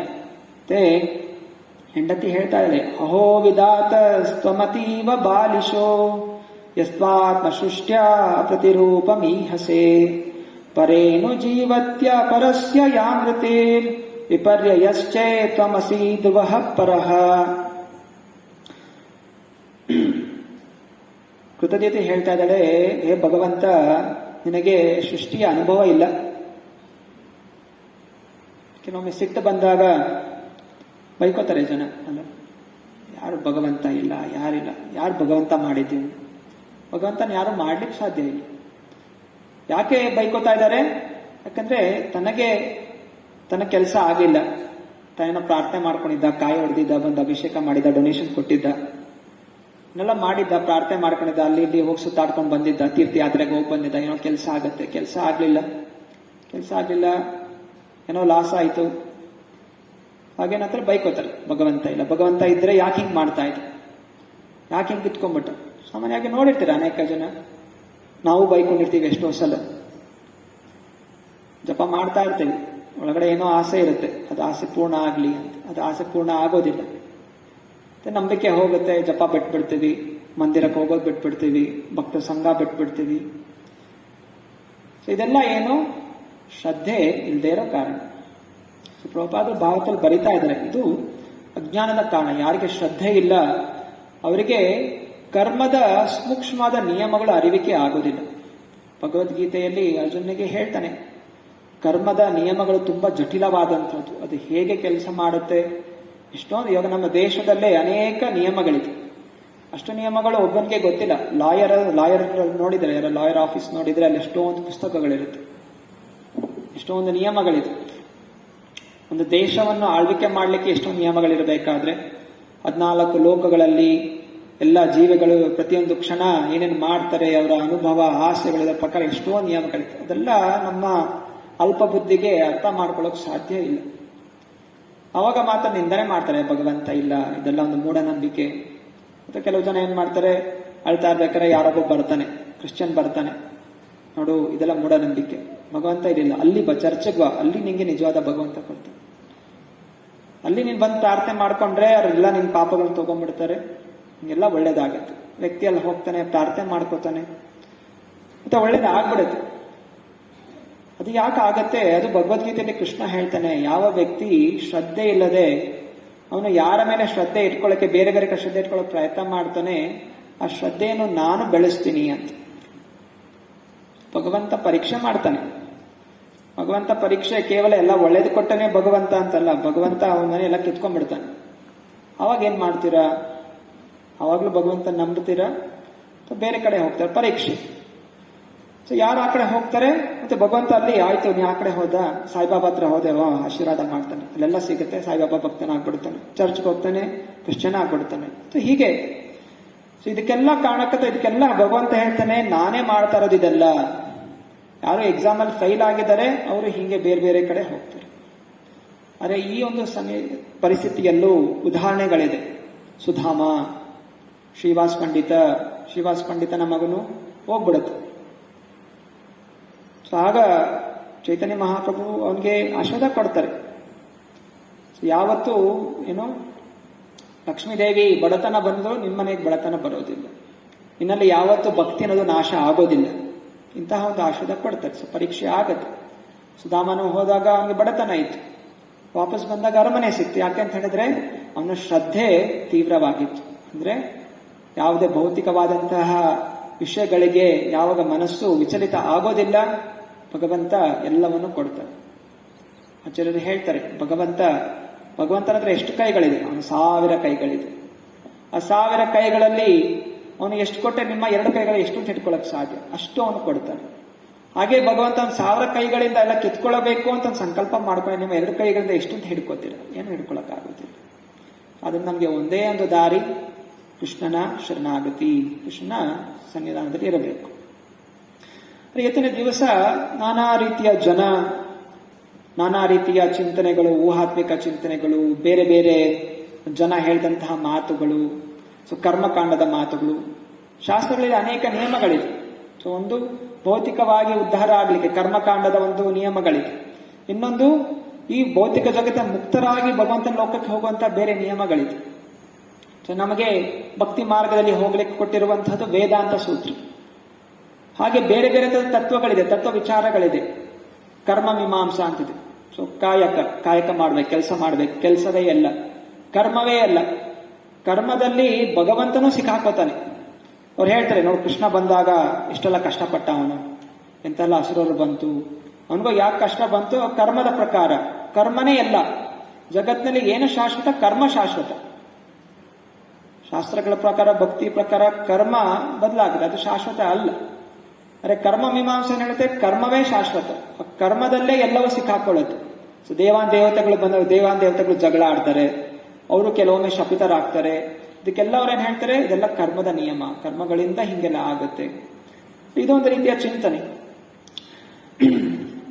ನಾವು ನೋಡ್ತೀವಿ ಮಹಾಭಾರತದಲ್ಲೂ ಭೀಷ್ಮ ಪಿತಾಮಹ ಅವರು ಎಷ್ಟೋ ಬಾಣಗಳ ಒಂದು ಹಾಸಿಗೆ ಮೇಲೆ ಅವರು ಮಲ್ಕೊಂಡಿದ್ರು. ಎಲ್ಲರೂ ವಿಲಾಪ ಮಾಡ್ತಾ ಇದ್ರು, ಎಂತಹ ಪರಿಸ್ಥಿತಿ ಆಯಿತು, ಅಂತಹ ಮಹಾನ್ ಭಕ್ತನಾಗಿದ್ದ, ಅಂತಹ ದೃಢ ವ್ರತನಾಗಿದ್ದ, ಬ್ರಹ್ಮಚರ್ಯವನ್ನು ಪಾಲನೆ ಮಾಡಿದಂಥವರು, ಎಲ್ರಿಗೋಸ್ಕರ ತ್ಯಾಗಮಯವಾದ ಜೀವನ ಅಲ್ವಾ, ತನ್ನ ತಂದೆಗೋಸ್ಕರ ಅವನು ನಾನು ಮದುವೆ ಆಗೋದಿಲ್ಲ ಅಂತ ಮಹಾ ತ್ಯಾಗ ಮಾಡಿದಂಥ ವ್ಯಕ್ತಿ ಹಿಂಗೆ ಮಲ್ಕೊಂಡಿದ್ದಾನೆ ಅಂತ ಹೇಳಿದ್ರೆ ದುಃಖಿತರಾಗ್ತಾ ಇದ್ರು.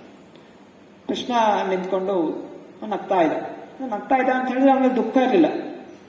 ಯಾಕಂದ್ರೆ ಭಗವಂತ ಅವನು ಕೇವಲ ದೇಹವನ್ನು ನೋಡೋದಿಲ್ಲ, ಭಗವಂತನೇ ಕಾಣೋದು ಜೀವಾತ್ಮ. ಭಗವದ್ಗೀತೆಯಲ್ಲಿ ಆಗಲೇ ಜೀವಾತ್ಮಕ್ಕೆ ಯಾವತ್ತೂ ಸಾವಿಲ್ಲ. ಜೀವಾತ್ಮವನ್ನು ಬೆಂಕಿನ ಸುಡ್ಲಿಕ್ಕೆ ಸಾಧ್ಯ ಇಲ್ಲ, ಕಡಲಿಂದ ಕತ್ತರಿಸ್ಲಿಕ್ಕೆ ಆಗೋದಿಲ್ಲ, ಅದು ಗಾಳಿಯಲ್ಲಿ ಒಣಗೋದಿಲ್ಲ ಅಥವಾ ನೀರಿನಲ್ಲಿ ಕರಗೋದಿಲ್ಲ. ಜೀವ ಶಾಶ್ವತ. ಹನ್ಯತೆ ನ ಹನ್ಯಮಾನೆ ಶರೀರಿ, ನಾ ಹನ್ಯತೆ ಹನ್ಯಮಾನೆ ಶರೀರಿ. ಶರೀರ ನಾಶವಾದರೂ ಶರೀರದ ಒಳಗಿರುವಂಥ ಜೀವಕ್ಕೆ ಯಾವತ್ತೂ ವಿನಾಶ ಅನ್ನೋದು ಇಲ್ಲ. ಸೊ ಭೀಷ್ಮ ಪಿತಾಮಹ ಅವರು ಅಷ್ಟು ಮಹಾನ್ ಭಕ್ತರಾಗಿದ್ದು ಅಂತ ಹೇಳಿದ್ರೆ ಅವರಿಗೆ ಹಿಂದಿನ ಎಷ್ಟೋ ಜನ್ಮಗಳು, ಸುಮಾರು 70 ಜನ್ಮಗಳ ಸ್ಮರಣೆ ಆಗುತ್ತೆ. ಹಿಂದಿನ ಹೇಳ್ತಾರೆ ಯಾಕೆ ಅಂತ ಪರಿಸ್ಥಿತಿ ಬಂತು ಅಂತ ಹೇಳಿದ್ರೆ, ಅವನು 73ನೇ ಹಿಂದಿನ ಒಂದು ಜನ್ಮದಲ್ಲಿ ಯಾವುದೋ ಒಂದು ಸಣ್ಣ ಇರುವೆಗೆ ಅಥವಾ ಯಾವುದೋ ಇದಕ್ಕೆ ಚೆನ್ನಾಗಿ ಯಾವುದೋ ಒಂದು ಕಡ್ಡಿ ತಗೊಂಡು ಚುಚ್ಚಿಬಿಡ್ತಾನಂತೆ. ಚುಚ್ಚಿ ಆ ಹುಳ ಒದ್ದಾಡಿ ಸಾಯಿತು. ಸೊ ಆ ಪಾಪ 70 ಜನ್ಮಗಳ ಹಿಂದೆ ಮಾಡಿದಂತಹದ್ದು. ಒಂದು ಕೆಲವೊಂದು ರೀತಿ ಹುಳ ಆಯಿತು, ಅಥವಾ ಇನ್ನೊಂದು ಕಡೆ ಹೇಳ್ತಾ ಇದ್ರು ಒಂದು ಹಾವನ್ನ ತಗೊಂಡು ಯಾವುದೋ ಮುಳ್ಳು ಗಿಡಗಳ ಮೇಲೆ ಹಾಕ್ಬಿಡ್ತಾನೆ. ಅಷ್ಟು ಮುಳ್ಳಗಳೆಲ್ಲ ಚುಚ್ಚಿ ಅದು ಏನು ವಿಲಾಪ ಪಡ್ತು. ಆ ಪಾಪದಿಂದ ಅವನು ಈ ಜನ್ಮದಲ್ಲಿ ಅಂತಹ ಒಂದು ನೋವನ್ನು ಪಡೆದ ಅಂತ ಹೇಳ್ತಾರೆ. ಇನ್ನೊಂದು ಕತೆ ಇದೆ. ಭೀಷ್ಮ ಪಿತಾಮಹ ಪೂರ್ವ ಜನ್ಮದಲ್ಲಿ ವಸು ಆಗಿರ್ಬೇಕಾದ್ರೆ ಅಂತನ ಹೆಂಡತಿ ಮಾತು ಕೇಳ್ಕೊಂಡು ವಶಿಷ್ಠ ಮುನಿಗಳಿರ್ತಂತಹ ಕಾಮಧೇನು ಅಪಹರಿಸ್ಲಿಕ್ಕೆ ಪ್ರಯತ್ನ ಮಾಡ್ತಾನೆ. ವಶಿಷ್ಠ ಮುನಿಗಳ ಹತ್ರ ಕಾಮಧೇನು ಇರುತ್ತೆ. ತನ್ನ ಹೆಂಡತಿ ಮಾತು ಕೇಳ್ಕೊಂಡು ಆ ಹಸುನ ಅಪಹರಿಸ್ಲಿಕ್ಕೆ ಪ್ರಯತ್ನ ಮಾಡ್ತಾನೆ. ಮತ್ತೆ ಹಸು ಬರದೇ ಇರುವಾಗ ಒಂದು ಮುಳ್ಳಿನ ಕಟ್ಟಿಗೆ ತಗೊಂಡೋದು ಹೊಡಿತಾನೆ. ಸೊ ಆ ಮುಳ್ಳುಗಳಿಂದ ಆ ಕಾಮಧೇನು ಹೊಡೆದಿರೋ ಕಾರಣ ಅದೇ ಪಾಪ ಈ ಜನ್ಮದಲ್ಲಿ. ಅನಂತರ ವಶಿಷ್ಠ ಮುನಿಗಳು ಶಾಪ ಹಾಕ್ತಾರೆ, ನೀನು ದೇವತೆ ಆಗಿ ಕಳತನ ಮಾಡ್ಲಿಕ್ಕೆ ಪ್ರಯತ್ನ ಮಾಡ್ತೀಯ, ನೀನು ಮೃತ್ಯುಲೋಕದಲ್ಲಿ ಜನಿಸ್ಬೇಕು ಅಂತ ಶಾಪ ಹಾಕಿರ್ತಾರೆ. ಸೊ ಅದರ ಪ್ರಕಾರ ವಸು, ಪ್ರಭಾಸ್ ಅನ್ನುವಂತಹ ವಸು ಭೀಷ್ಮರಾಗಿ ಅವರು ಅವತರಿಸ್ತಾರೆ. ಸೊ ಆ ಕಾರಣ, ಸೊ ಇಲ್ಲಿ ಹೇಳ್ತಾ ಇರುವಂತಹದ್ದು ಕರ್ಮ. ಯಾವುದೋ ಜನ್ಮದಲ್ಲಿ ಮಾಡಿರುವಂತಹ ಯಾರ ಕರ್ಮ? ನಮ್ಮ ಕರ್ಮ. ಭಗವಂತ ಹೇಳಿಲ್ಲ ಹಿಂಗ್ ಮಾಡಬೇಕು, ಭಗವಂತ ಹೇಳಿಲ್ಲ. ಆದರೆ ನಾವು ಮಾಡಿದ ಕರ್ಮದ ಪ್ರಕಾರ ನಮ್ಗೆ ಈ ಜನ್ಮದಲ್ಲಿ ಮುಂದಿನ ಜನ್ಮಗಳಲ್ಲಿ ಈ ರೀತಿ ಬರುತ್ತೆ. ಆದರೆ ಭಗವಂತ ಯಾವತ್ತೂ ಕರ್ಮದ ಬಂಧನಗಳಿಗೆ ಒಳಗಾಗೋದಿಲ್ಲ. ಭಗವದ್ಗೀತೆಯಲ್ಲಿ ಕೃಷ್ಣ ಹೇಳ್ತಾನೆ, ಜನ್ಮ ಕರ್ಮ ಚ ಮೇ ದಿವ್ಯಂ ಯೋಮೇ ವ್ಯತಿ ತತ್ವತಃ ತ್ಯಕ್ತಾ ದೇಹ ಪುನರ್ಜನ್ಮನೈತಿ ಮಾಮೇತಿ ಸೋ ಅರ್ಜುನ್. ಭಗವಂತ ಇದು ಹೇಳ್ತಾನೆ, ನಿನಗೆ ಕರ್ಮದ ನಿಯಮಗಳು ಒದಗುತ್ತೆ ಹೊರತು ನನಗೂ ಕರ್ಮದ ನಿಯಮಗಳು ಒದಗುತ್ತೆ ಅಂತ ತಪ್ಪು ತಿಳ್ಕೋಬೇಡ. ಜನ್ಮ ಕರ್ಮ ಚ ಮೇ ದಿವ್ಯಂ, ನನ್ನ ಜನನ, ನಾನು ನಿಮ್ಮ ಹಾಗೆ ಕರ್ಮದ ಪ್ರಕಾರ ಹುಟ್ಟೋದಿಲ್ಲ. ಹಾಗೂ ನಾನು ಮಾಡುವಂತ ಕಾರ್ಯಗಳು ಸಹ ಏನು ಹಿಂದೆ ಮಾಡಿದಂಥ ಪಾಪಗಳಿಂದ ಅಥವಾ ಬುದ್ಧಿ ಭ್ರಮೆಯಾಗಿ ನಾನು ಕರ್ಮಗಳನ್ನು ಮಾಡೋದಿಲ್ಲ. ಅದೆಲ್ಲವೂ ದಿವ್ಯವಾದಂತಹದು. ಕೃಷ್ಣನಿಗೆ ಗೊತ್ತಿತ್ತು ಭೀಷ್ಮ ಯಾರು, ಯಾಕವನು ಈ ರೀತಿ ಆಗಿದ್ದಾನೆ. ಹಾಗೂ ಸತ್ಮೇಲೆ ಅವನೆಲ್ಲಿ ಹೋಗ್ತಾನೆ? ಮತ್ತೆ ಪುನಃ ವಾಪಸ್ ತನ್ನ ಮೂಲ ರೂಪಕ್ಕೆ ಹೋಗ್ತಾನೆ. ಅವನ ಹೆಂಡತಿಯಲ್ಲಿ ಕಾಯ್ತಾ ಇದ್ದಾಳೆ ಅವನಿಗೋಸ್ಕರ. ಸೊ ಇದು ಕೃಷ್ಣನಿಗೆ ಗೊತ್ತಿತ್ತು, ಬೇರೆಯವ್ರಿಗೆ ಇದು ಗೊತ್ತಿಲ್ಲ. ಅಜ್ಞಾನದ ಕಾರಣ ನಾವು ನಿಂದನೆ ಅನ್ನೋದು ಮಾಡ್ತೀವಿ. ಹೀಗೆ ನಾವು ಜೀವನದಲ್ಲಿ ಪ್ರತಿಯೊಂದು ವಸ್ತು ನಾವು ಏನು ನೋಡ್ತೀವಿ ಅದರಲ್ಲಿ ಸುಖವೂ ಇದೆ, ಅದರೊಳಗಡೆ ದುಃಖವೂ ಇದೆ. ಇದನ್ನು ನಾವು ಮರಿಬಾರ್ದು. ಹೊಸದು ಬಂದಾಗ ಸುಖ ಅಂತ ಅನ್ಕೋತೀವಿ, ಅದು ಎಚ್ಚರ ಇರಬೇಕು. ಅದರ ಒಳಗಡೆ ದುಃಖ ಇರುತ್ತೆ. ಚಿತ್ರಕೇತುಗೆ ಅಂಗಿರ ಋಷಿ ಇದೇ ಜ್ಞಾನವನ್ನು ಹೇಳಿತು. ನಿಮಗೆ ಜ್ಞಾನೋದಯ ಕೊಡ್ಲಿಕ್ಕೆ ಪ್ರಯತ್ನ ಮಾಡಿದ್ರೆ ಅಜ್ಞಾನದ ಕಾರಣ, ಮೋಹದ ಕಾರಣ ಆ ತಿಳುವಳಿಕೆ ಆಗೋದಿಲ್ಲ. ಎಲ್ಲಿ ತನಕ ನಮ್ಮಲ್ಲೂ ಆಸೆಗಳು ಇರುತ್ತೆ, ಭೌತಿಕ ಆಸೆಗಳಿರುತ್ತೆ, ನಮಗೆ ಈ ಜೀವನದ ಸತ್ಯ ಅನ್ನೋದು ನಮಗೆ ಅರಿವಿಕೆ ಆಗೋದಿಲ್ಲ. ಸತ್ಯ, ಈ ಜಗತ್ತು ದುಃಖಾಲಯ, ಅಶಾಶ್ವತ. ಆದ್ದರಿಂದ ಈ ಜಗತ್ತಿನಲ್ಲಿ ನಾವು ಆದಷ್ಟು ಸಮಯ ತಪಸ್ಯವನ್ನು ಮಾಡಬೇಕು. ಜೀವನ ನಾವು ಮತ್ತೆ ಪುನಃ ಕಾಮ, ಕ್ರೋಧ, ಮದ, ಮಾತ್ಸರ್ಯ, ಮೋಹ, ಲೋಭ ಇದರಲ್ಲೇ ತೊಡಗ್ತಾ ಇದ್ರೆ ನಮ್ಗೆ ಎಷ್ಟೆಷ್ಟು ಕಷ್ಟಗಳು ಒದಗಬಹುದು. ಸೊ ಆಧ್ಯಾತ್ಮಿಕ ವಿಚಾರ ಇರೋದು ನಮ್ಮ ಇಂದ್ರಿಯ ಭೋಗಕ್ಕೋಸ್ಕರ ಅಲ್ಲ. ಜನರಿಗೆ ಇವಾಗ ಒಂದು ರೀತಿ ಫ್ಯಾಷನ್ ಇದೆ, ಇದು ಆಧ್ಯಾತ್ಮಿಕ ವಿಚಾರ. ಕೆಲವು ಜನ ಒಂದೊಂದು ದಿವಸ ಸಡನ್ ಆಗಿ ಧೋತಿ ಕುರ್ತಾ ಹಾಕೊಂಡ್ಬಿಡ್ತಾರೆ. ಏನು ಫಿಲಂ ಸ್ಟಾರ್ಗಳು ನೋಡ್ತೀವಿ, ಅವರು ಒಂದೊಂದ್ಸಲ ಗುಡಿಗಳಿಗೆ ಹೋಗ್ತಾರೆ, ಒಂದು ದೊಡ್ಡ ಮಾಲೆ ಹಾಕೋತಾರೆ. ಏನ್ ಮಾಲೆ ಅದು? ರುದ್ರಾಕ್ಷಿ ಮಾಲೆ ಹಾಕೋತಾರೆ. ಸ್ವಲ್ಪ ಸ್ವಲ್ಪ ಬೋಧನೆಗಳನ್ನು ಮಾಡ್ತಾರೆ. ಎಲ್ಲ ವೈರಲ್ ಆಗ್ಬಿಡುತ್ತೆ ವಿಡಿಯೋಗಳು. ಯಾರೋ ಈ ಸ್ಟಾರ್ ಏನೋ ಬೋಧನೆ ಮಾಡ್ತಾರೆ. ಎಲ್ಲ ಆಚಾರ್ಯರು ಎಷ್ಟೋ ವರ್ಷಗಳಿಂದ ಬೋಧನೆ ಮಾಡಿದ್ರೆ ಅದನ್ನು ವಿಡಿಯೋ ನೋಡೋದೂ ಇಲ್ಲ. ಯಾವ್ದೋ ಫಿಲಂ ಸ್ಟಾರ್ ಏನೋ ಬೋಧನೆ ಮಾಡಿದ್ರು ಅಥವಾ ಇನ್ಯಾರೋ ದೇಶದ ನಾಯಕ ಏನೋ ಬೋಧನೆ ಮಾಡಿದ ತಕ್ಷಣ ಎಲ್ರಿಗೂ ಅದು ತಲೆ ಒಳಗೆ ಹೋಗ್ಬಿಡುತ್ತೆ. ಓ, ಇಂಥ ಮಹಾನ್ ವಿಚಾರ ಆಗ್ಬಿಟ್ಟಿದೆ ಅಂತ ಫ್ಯಾಷನ್ ಇರುತ್ತೆ. ದೊಡ್ಡ ದೊಡ್ಡ ದೊಡ್ಡ ಪ್ರೋಗ್ರಾಮ್ ಮಾಡಿಸ್ತಾರೆ, ಸುಮಾರು ಕಥೆಗಳು ಹಾಕ್ತಾರೆ. ಸೊ ಕಥೆಗಳಲ್ಲಿ ಅಲ್ಲಿ ಕಥಾಕಾರ ಬರ್ತಾನೆ. ಆ ಕಥಾಕಾರ ಅವನು ಮೋಸಗಾರ. ದುಡ್ಡುಗೋಸ್ಕರ ಎಷ್ಟೋ ಲಕ್ಷಾಂತರ ರೂಪಾಯಿ ದುಡ್ಡು ತಗೊಂಡಿರ್ತಾನೆ. ಎಲ್ಲ ವಾದ್ಯಗೋಷ್ಠಿಗಳಿಗೆ ಬರ್ತಾನೆ, ಎಲ್ಲ ವಿವರಿಸ್ತಾನೆ, ಕಥೆಗಳು ಹೇಳ್ತಾನೆ, ಸುಮ್ಮನೆ ಅಳುತ್ತಾನೆ, ಕಣ್ಣಲ್ಲಿ ನೀರು ಬರ್ತಾ ಇರುತ್ತೆ. ಓ ಹಿಂಗಾಯ್ತು, ಎಲ್ಲ ಜನರಿಗೂ ಅಳು ಬಂದ್ಬಿಡುತ್ತೆ. ಓ ಹಿಂಗಾಯ್ತು, ರಾಮ ಎಷ್ಟು ಒದ್ದಾಡ್ತಾ. ಆಮೇಲೆ ಏನೋ ಸುಖದಿಂದ ಏನೋ ಖುಷಿಯಿಂದ ನಗ್ತಾನೆ, ಕೀರ್ತನೆ ಮಾಡ್ತೇವೆ. ಅವಾಗ ಎಲ್ಲರೂ ಜೋರಾಗಿ ಓ ಕೀರ್ತನೆ ಜಯ ಜಯ ಜಯ ಕೃಷ್ಣ ಜಯ ರಾಮ ಜಯ ಅಂತ. ಸೊ ಇದು ಏನಾಗ್ತದೆ, ಭೌತಿಕವಾಗಿ ಹೀಗೆ ಫಿಲಮ್ಗೆ ಹೋಗ್ಬಿಟ್ಟು ಫಿಲಮ್ ಅಲ್ಲಿ ಅವ್ರು ಹೆಂಗೆ ಫೈಟಿಂಗ್ ಮಾಡಿದಾಗ ಖುಷಿ ಪಡ್ತಾರೆ. ಸೊ ಹಾಗೆ ಒಂದು ಸೆಂಟಿಮೆಂಟಲ್ ಕಥಾಕಾರ ಕಥೆಗಳನ್ನ ಕೇಳ್ತಾರೆ. ಫ್ಯಾಷನ್ ಅದು. ಸೊ ಇಲ್ಲಿ ಒಂದು ಎಂಟರ್ಟೈನ್ಮೆಂಟ್ ತರ. ಸ್ವಲ್ಪ ಸುಖ ದುಃಖ ಎಲ್ಲ ಆಯ್ತು, ಸ್ವಲ್ಪ ಹತ್ರು, ಸ್ವಲ್ಪ ನಕ್ಕಿದ್ರು, ಮತ್ತೆ ಪುನಃ ಮನೆಗೆ ಹೋಗಿ ಇದ್ದಿದ್ದೇ ಕೆಲಸಗಳು ಅದೇ ಮಾಡ್ಕೊಂಡು ಕೂತಿರ್ತಾರೆ. ಸೊ ಹೀಗೆ ಕಥೆಯನ್ನು ಕೇಳಿ ಏನು ಪ್ರಯೋಜನ ಆಗೋದಿಲ್ಲ. ಶಾಸ್ತ್ರದ ಉದ್ದೇಶ ಏನು? ನಮ್ಮ ಒಳಗಿರುವಂತಹ ಈ ವಾಸನೆಗಳನ್ನು ತೆಗೆದುಹಾಕಬೇಕು. ಈ ಎಲ್ಲ ಪುರಾಣ ಕಥೆಗಳು ಇದೆಲ್ಲ ಹೇಳ್ತದೆ ಜೀವಾತ್ಮ ಭಗವಂತ ಬಂದು ಈ ಲೀಲೆಗಳು ಯಾಕೆ ಮಾಡ್ತಾ ಇರೋದು ಅಂತ ತೋರಿಸ್ಕೊಡ್ತಾ ಇದ್ದಾನೆ. ಜೀವಿಗಳು ಹೇಗೆ ದುಃಖಕ್ಕೊಳಗಾಗ್ತಾರೆ, ಹೇಗೆ ಒಂದು ವಸ್ತುವಿನ ಮೇಲೆ ಆಸೆ ದುಃಖಕ್ಕೆ ಕಾರಣ, ಹೇಗೆ ನಾವು ಆಸೆಗಳಿಗೊಳಗಾಗಿ ದುಃಖಕ್ಕೊಳಗಾಗ್ತೀವಿ, ಅದರಿಂದ ಹೊರಗೆ ಬರಬೇಕು ಅಂತ ತೋರಿಸ್ಲಿಕ್ಕೆ ಭಗವಂತ ಬಂದ ಲೀಲೆಗಳು ಮಾಡ್ತಾನೆ. ಭಗವಂತನ ಲೀಲೆಗಳು ಅಲ್ಲಿ ಎರಡು ರೀತಿ ಇದೆ. ಒಂದು ಲೀಲೆಗಳು ನಮಗೋಸ್ಕರ, ನಾವು ಏನ್ ತಿಳಿಬೇಕು. ಎರಡನೇದಾಗಿ ಭಗವಂತ ತಾನು ಈ ಕರ್ಮದ ನಿಯಮಗಳಿಗೆ ಬಂಧಿತನಾಗೋದಿಲ್ಲ, ನಾನು ಇದಕ್ಕಿಂತ ಮೇಲ್ಪಟ್ಟಂತನು ಸ್ವತಂತ್ರನನ್ನು ತೋರಿಸ್ಕೊತಾನೆ. ಸೊ ಕೃಷ್ಣ ಲೀಲೆಗಳು ಒಂದು ವೃಂದಾವನದಲ್ಲಾಯ್ತು, ದ್ವಾರಕೆಯಲ್ಲಾಯ್ತು, ಮಥುರೆಯಲ್ಲಾಯ್ತು. ದ್ವಾರಕಾ ಮತ್ತು ಮಥುರೆಯಲ್ಲಿ ಅವನೇನಾಗಿದ್ದ? ರಾಜನಾಗಿದ್ದ. ಹೇಗೆ ರಾಮಚಂದ್ರ ರಾಜನಾಗಿ ನಿಯಮಗಳನ್ನು ಪಾಲನೆ ಮಾಡ್ತಾ ಇದ್ದ, ಹಾಗೆ ಕೃಷ್ಣ ನಿಯಮಗಳನ್ನು ಪಾಲನೆ ಮಾಡ್ತಾ ಇದ್ದ. ಒಬ್ಬ ಸಾಧಾರಣ ಮನುಷ್ಯ ಯಾವ ರೀತಿ ಮಾಡಬೇಕು. ನಾರದ ಮುನಿಗಳು 16,108 ಅರಮನೆಗಳು ಹೋಗ್ತಾನೆ. ಏನ್ ಮಾಡ್ತಾನೆ ಕೃಷ್ಣ ನೋಡ್ಲಿಕ್ಕೆ? ಒಂದ್ ಮನೆಗೆ ಹೋಗ್ತಾನೆ, ಅವನು ಬೆಳಗ್ಗೆ ಎದ್ದು ಅವನು ಪೂಜೆ ಮಾಡ್ತಾ ಇದ್ದಾನೆ. ಅವನು ತನಗೆ ಪೂಜೆ ಮಾಡ್ತಾ ಇರೋದು, ಬೇರೆ ಯಾರು ಕೃಷ್ಣ ಬೇರೆ ಯಾರಿಗೂ ಪೂಜೆ ಮಾಡೋ ಅವಶ್ಯಕತೆ ಇಲ್ಲ. ಅದೇ ನಮಗೂ ಸತ್ತು ಬೆಳಗ್ಗೆ ಎದ್ದ ತಕ್ಷಣ ಬ್ರಹ್ಮಮುಹೂರ್ತದಲ್ಲಿ ಹೇಳ್ಬೇಕು, ಪೂಜೆ ಮಾಡಬೇಕು, ಯಜ್ಞ ಮಾಡಬೇಕು. ಇನ್ನೊಂದು ಕಡೆ ತನ್ನ ಹೆಂಡತಿ ಮಕ್ಕಳ ಜೊತೆ ಆಟ ಆಡ್ತಾ ಇದ್ದ, ಹೆಂಡತಿ ಮಕ್ಕಳು ನೋಡ್ಕೋಬೇಕು. ಇನ್ನೊಂದು ಕಡೆ ದಾನ ಧರ್ಮವನ್ನು ಮಾಡ್ತಾ ಇದ್ದ. ಹೀಗೆ ಮನುಷ್ಯ ಏನೆಲ್ಲ ನಿಯಮಗಳ ಪಾಲನೆ ಮಾಡಬೇಕು ಅದನ್ನ ಅಲ್ಲಿ ತೋರಿಸ್ಕೊಟ್ಟು. ವೃಂದಾವನದಲ್ಲಿ ಇರ್ಬೇಕಾದ್ರೆ ವೃಂದಾವನದಲ್ಲಿ ಏನೋ ಅದು ಮನೆ ಇದ್ದ ಹಾಗೆ, ತಾನು ಸ್ವತಂತ್ರನು. ಅನೇಕ ಹಸುರನ್ನು ಸಂಹಾರ ಮಾಡ್ತಾನೆ. 16,108 ಗೋಪಿಕರ ಜೊತೆ ನೃತ್ಯ ಮಾಡ್ತಾನೆ. ಅಂದ್ರೆ ಎಲ್ಲ ಜೀವಾತ್ಮರು ನನ್ನ ಸಂಘದಲ್ಲಿ ಬೇರೆ ಭಾವನೆಯಲ್ಲಿ ಮಾಧುರ್ಯ ರಸ, ವಾತ್ಸಲ್ಯ ರಸ, ಸಾಖ್ಯ ರಸ, ಶಾಂತರಸ, ಇದರಲ್ಲಿ ನನ್ನ ಸೇವೆಯನ್ನು ಮಾಡಬಹುದು ಅನ್ನೋದನ್ನು ಸ್ವೀಕಾರ ಮಾಡ್ತೀನಿ ಅನ್ನೋದನ್ನು ವೃಂದಾವನ ಲೀಲೆಗಳೇ ತೋರಿಸ್ತೀನಿ. ಸೊ ವೃಂದಾವನ ಲೀಲೆ ಇರೋದು ನಾವು ಭಗವಂತನ ನೋಡಿ ನಾವು ಭಕ್ತರಾಗ್ಲಿಕ್ಕೆ. ಇಲ್ಲಿ ದ್ವಾರಕ ಲೀಲೆಗಳಿರೋದು ನಿಯಮಗಳನ್ನು ನಾವು ಪಾಲನೆ ಮಾಡ್ಲಿಕ್ಕೋಸ್ಕರ. ಸೊ ಹೀಗೆ ಯಾವಾಗ ವ್ಯಕ್ತಿಯು ತನ್ನ ಎಲ್ಲ ಭೌತಿಕ ಆಸೆಗಳನ್ನು ಬದಿಗಿಟ್ಟು ನಿಷ್ಠಾಶ್ರದ್ಧೆಯಿಂದ ಅವನು ಭಗವಂತನ ಆರಾಧನೆ ಮಾಡ್ತಾನೆ, ಆಗ ಎಲ್ಲಾ ರೀತಿಯ ಭವ ಬಂಧನಗಳಿಂದ ಮುಕ್ತರಾಗ್ತಾನೆ. ಕೇವಲ ತಿಲಕ ಹಚ್ಕೊಳ್ಳೋದ್ರಿಂದ ಅನೇಕ ಜನ ಟ್ಯಾಟುಗಳು ಹಚ್ಕೋತಾರೆ, ಅಲ್ಲಿ ಇಲ್ಲಿ ಕೃಷ್ಣ ಕೃಷ್ಣ ಅಂತ, ಇನ್ನೇನೋ ರಾಧೆ ಅಂತ ಹಚ್ಕೋತಾರೆ. ಇದೆಲ್ಲ ಇಲ್ಲ, ಇದೆಲ್ಲ ನಿಯಮಗಳು ಕೊಟ್ಟಿಲ್ಲ. ಈ ರೀತಿ ಮಾಡ್ಕೋಬೇಕು. ಭಕ್ತಿಯ ಪ್ರದರ್ಶನ ಅಲ್ಲ, ಭಕ್ತಿ ಇರೋದು ಅಂತರಂಗದಲ್ಲಿ.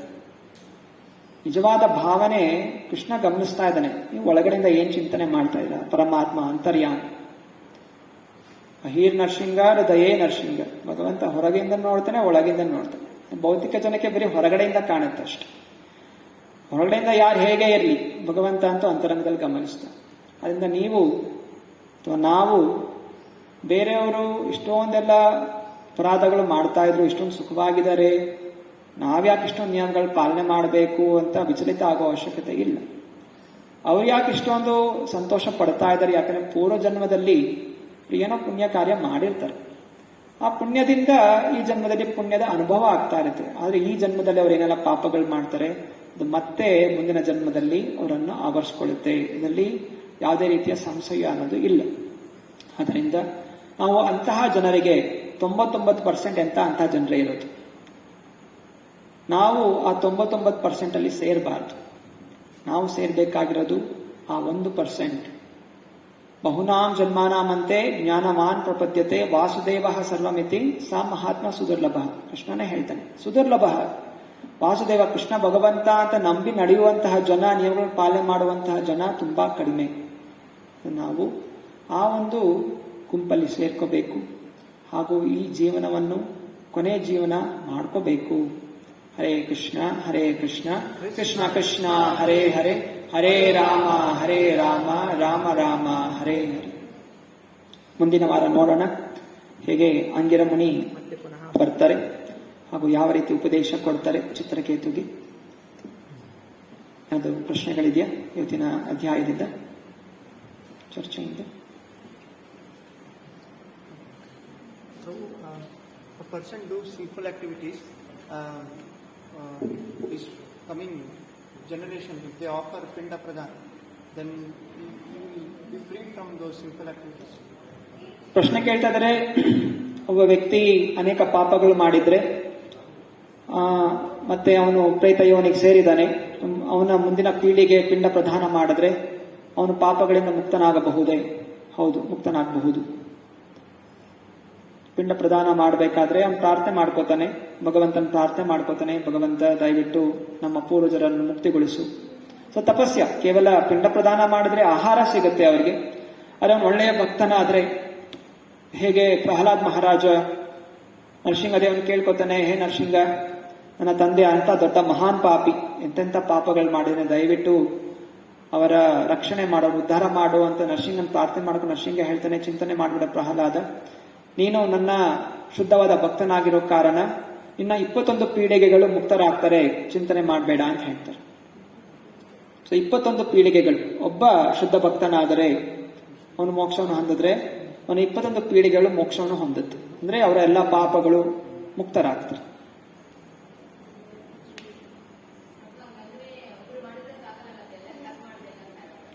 ಹೌದು, ಮುಂದಿನ ಪೀಳಿಗೆ ಪಿಂಡದಾನ ಪ್ರದಾನ ಮಾಡದೇ ಇದ್ರೆ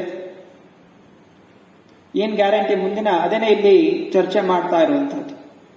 ಮುಂದಿನ ಪೀಳಿಗೆ ಪಿಂಡ ಪ್ರದಾನ ಮಾಡುತ್ತಾ, ಎಷ್ಟು ಜನ ನೀವು ಪಿಂಡ ಪ್ರದಾನ ಮಾಡ್ತಾ ಇದ್ದೀರಾ ನಿಮ್ಮ ಪೂರ್ವಜರಿಗೆ? ನೀವು ಈ ಸಮಯದಲ್ಲಿ ನೀವೇ ಮಾಡದೇ ಇರಬೇಕಾದ್ರೆ ಮುಂದಿನ ಪೀಳಿಗೆ ಎಲ್ಲಿ ಮಾಡುತ್ತೆ? ಹಾಗೂ ಪಿಂಡ ಪ್ರದಾನ ಮಾಡುವಂತಹ ಅನೇಕ ನಿಯಮಗಳು ಅಂತ ಬ್ರಾಹ್ಮಣರು ಇವತ್ತಿನ ದಿವಸ ಇಲ್ಲ, ತುಂಬಾ ಕಡಿಮೆ. ಕೇವಲ ಸುಮ್ಮನೆ ಮಂತ್ರ ಓದಿದ್ರೆ ಅದು ಪ್ರಾಣಶಕ್ತಿ ಹೋಗೋದಿಲ್ಲ.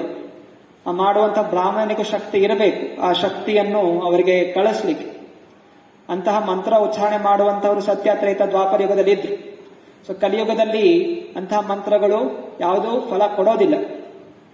ಅದಕ್ಕೆ ಕಲಿಯುಗದ ಶುರುವಿನಲ್ಲಿ ನೈಮಿಷಾರಣ್ಯದಲ್ಲಿ ಸೇರಿದಂತೆಲ್ಲ ಋಷಿಗಳು ಅವರು ಯಜ್ಞ ಮಾಡ್ತಾರೆ. ಕಲಿಯುಗ ಬರ್ತಾ ಇದೆ, ಕಲಿಯುಗದಲ್ಲಿ ನಾನಾ ರೀತಿಯ ಪಾಪಗಳು ಬರುತ್ತೆ, ಅವ್ರಿಗೆ ಒಳ್ಳೇದಾಗ್ಲಿ ಅಂತ ಯಜ್ಞ ಮಾಡ್ತಾರೆ.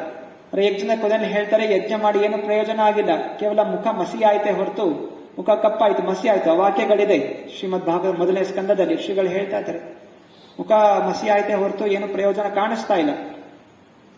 ಅನಂತರ ಎಲ್ಲರೂ ಸೂತ ಗೋಸ್ವಾಮಿ ಹತ್ರ ಹೋಗ್ತಾರೆ. ಸೂತ ಗೋಸ್ವಾಮಿ, ದಯವಿಟ್ಟು ನಮಗೆ ಭಾಗವತದ ಪ್ರವಚನವನ್ನು ಕೊಡಿ. ಭಾಗವತ ಪ್ರವಚನ ನಡೆಯಿತು. ಸೊ ಈ ಕಲಿಯುಗದಲ್ಲಿ ನಮ್ಮ ರಕ್ಷಣೆ ಮಾಡುವಂತಹ ಒಂದೇ ಒಂದು ಅವತಾರ ಶ್ರೀಮದ್ ಭಾಗವತ, ಭಗವಂತನ ಅವತಾರ. ಭಗವಂತ ಹೇಗೆ ಬೇರೆ ಬೇರೆ ಯುಗಗಳಲ್ಲಿ ಅವತರಿಸ್ತಾನೆ, ಹಾಗೆ ಕಲಿಯುಗದಲ್ಲಿ ಭಗವಂತ ಅವತರಿಸಿದ್ದಾನೆ ಶ್ರೀಮದ್ ಭಾಗವತದ ಮೂಲಕ. ಸೊ ಭಾಗವತದ ಅಧ್ಯಯನ, ನಿತ್ಯಂ ಭಾಗವತ ಸೇವೆಯ ಭಗವತಿ ಉತ್ತಮ ಶ್ಲೋಕೆ ಭಕ್ತಿರ್ ಭವತಿರ್ ನೈಷ್ಠುಕಿ, ನಮ್ಮ ಜೀವನದಲ್ಲಿ ಇರುವಂತಹ ಎಲ್ಲ ಒಂದು ಅಮಂಗಳವನ್ನು ದೂರ ಮಾಡುತ್ತೆ ಹಾಗೂ ನಮ್ಮ ಹೃದಯದಲ್ಲಿ ಕೃಷ್ಣ ಪ್ರೇಮವನ್ನು ಜಾಗೃತ ಮಾಡುತ್ತೆ. ಅದರಿಂದ ಪ್ರತಿಯೊಬ್ಬರು, ಮಕ್ಕಳಿರಲಿ ದೊಡ್ಡವರಿರಲಿ, ಭಾಗವತ ಶ್ರವಣ ಕೀರ್ತನೆ ಪ್ರತಿನಿತ್ಯ ಮಾಡಬೇಕು ಹಾಗೂ ನಾಮಸ್ಮರಣೆಯನ್ನು ಮಾಡಬೇಕು.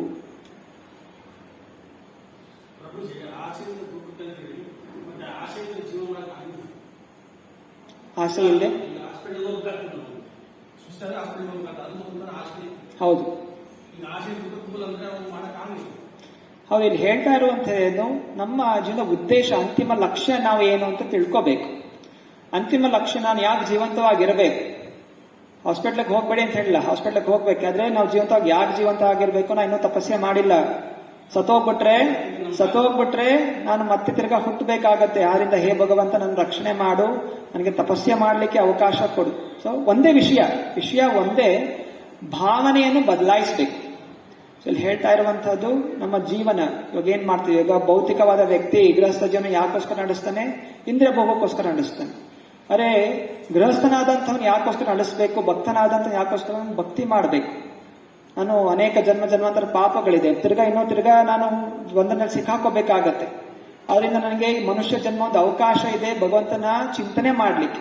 ಅದರಿಂದ ಹೇ ಭಗವಂತ, ಇನ್ನೂ ನನ್ನ ತಪಸ್ಸೆ ಪೂರ್ಣ ಆಗಿಲ್ಲ, ದಯವಿಟ್ಟು ತಪಸ್ಸೆ ಪೂರ್ಣ ಮಾಡ್ಲಿಕ್ಕೆ ನಂಗೆ ಅವಕಾಶ ಕೊಡು. ಹೀಗೆ ಚಟುವಟಿಕೆಗಳು ಹಾಗೇ ಇದೆ, ಅದೇ ಚಟುವಟಿಕೆ ಹಿಂದಿರುವ ಭಾವನೆ ಬದಲಾಯಿಸಬೇಕು. ಭಾವನೆ ಬಂದು ಇವಾಗ ನಾವು ಒಬ್ಬ ವ್ಯಕ್ತಿ ಊಟ ಮಾಡ್ತಾನೆ, ಭೌತಿಕ ವ್ಯಕ್ತಿ ಯಾಕೆ ಊಟ ಮಾಡ್ತಾನೆ, ಹೊಟ್ಟೆ ಹಸಿತಾ ಇದೆ, ನಾನು ಸಂಪಾದನೆ ಮಾಡೀನಿ, ತಗೊಂಬರ್ತಾನೆ, ಅಡಿಗೆ ಮಾಡ್ತಾನೆ, ತಿಂತಾನೆ, ಇದು ಕರ್ಮಿ.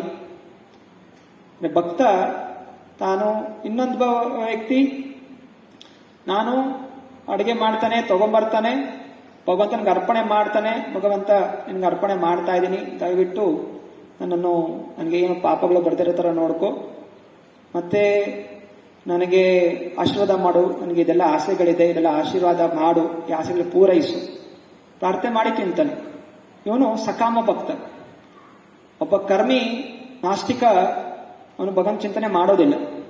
ಎರಡನೇ ಅವನು ಭಗವಂತನಿಗೆ ಅರ್ಪಣೆ ಮಾಡ್ತಾ ಇದ್ದಾನೆ, ಅರೆ ನನಗೆ ಆಸೆಗಳಿದೆ, ದಯವಿಟ್ಟು ಆಸೆಗಳನ್ನು ಪೂರೈಸು ಅಂತ ಪ್ರಾರ್ಥನೆ ಮಾಡ್ಕೋತಾನೆ.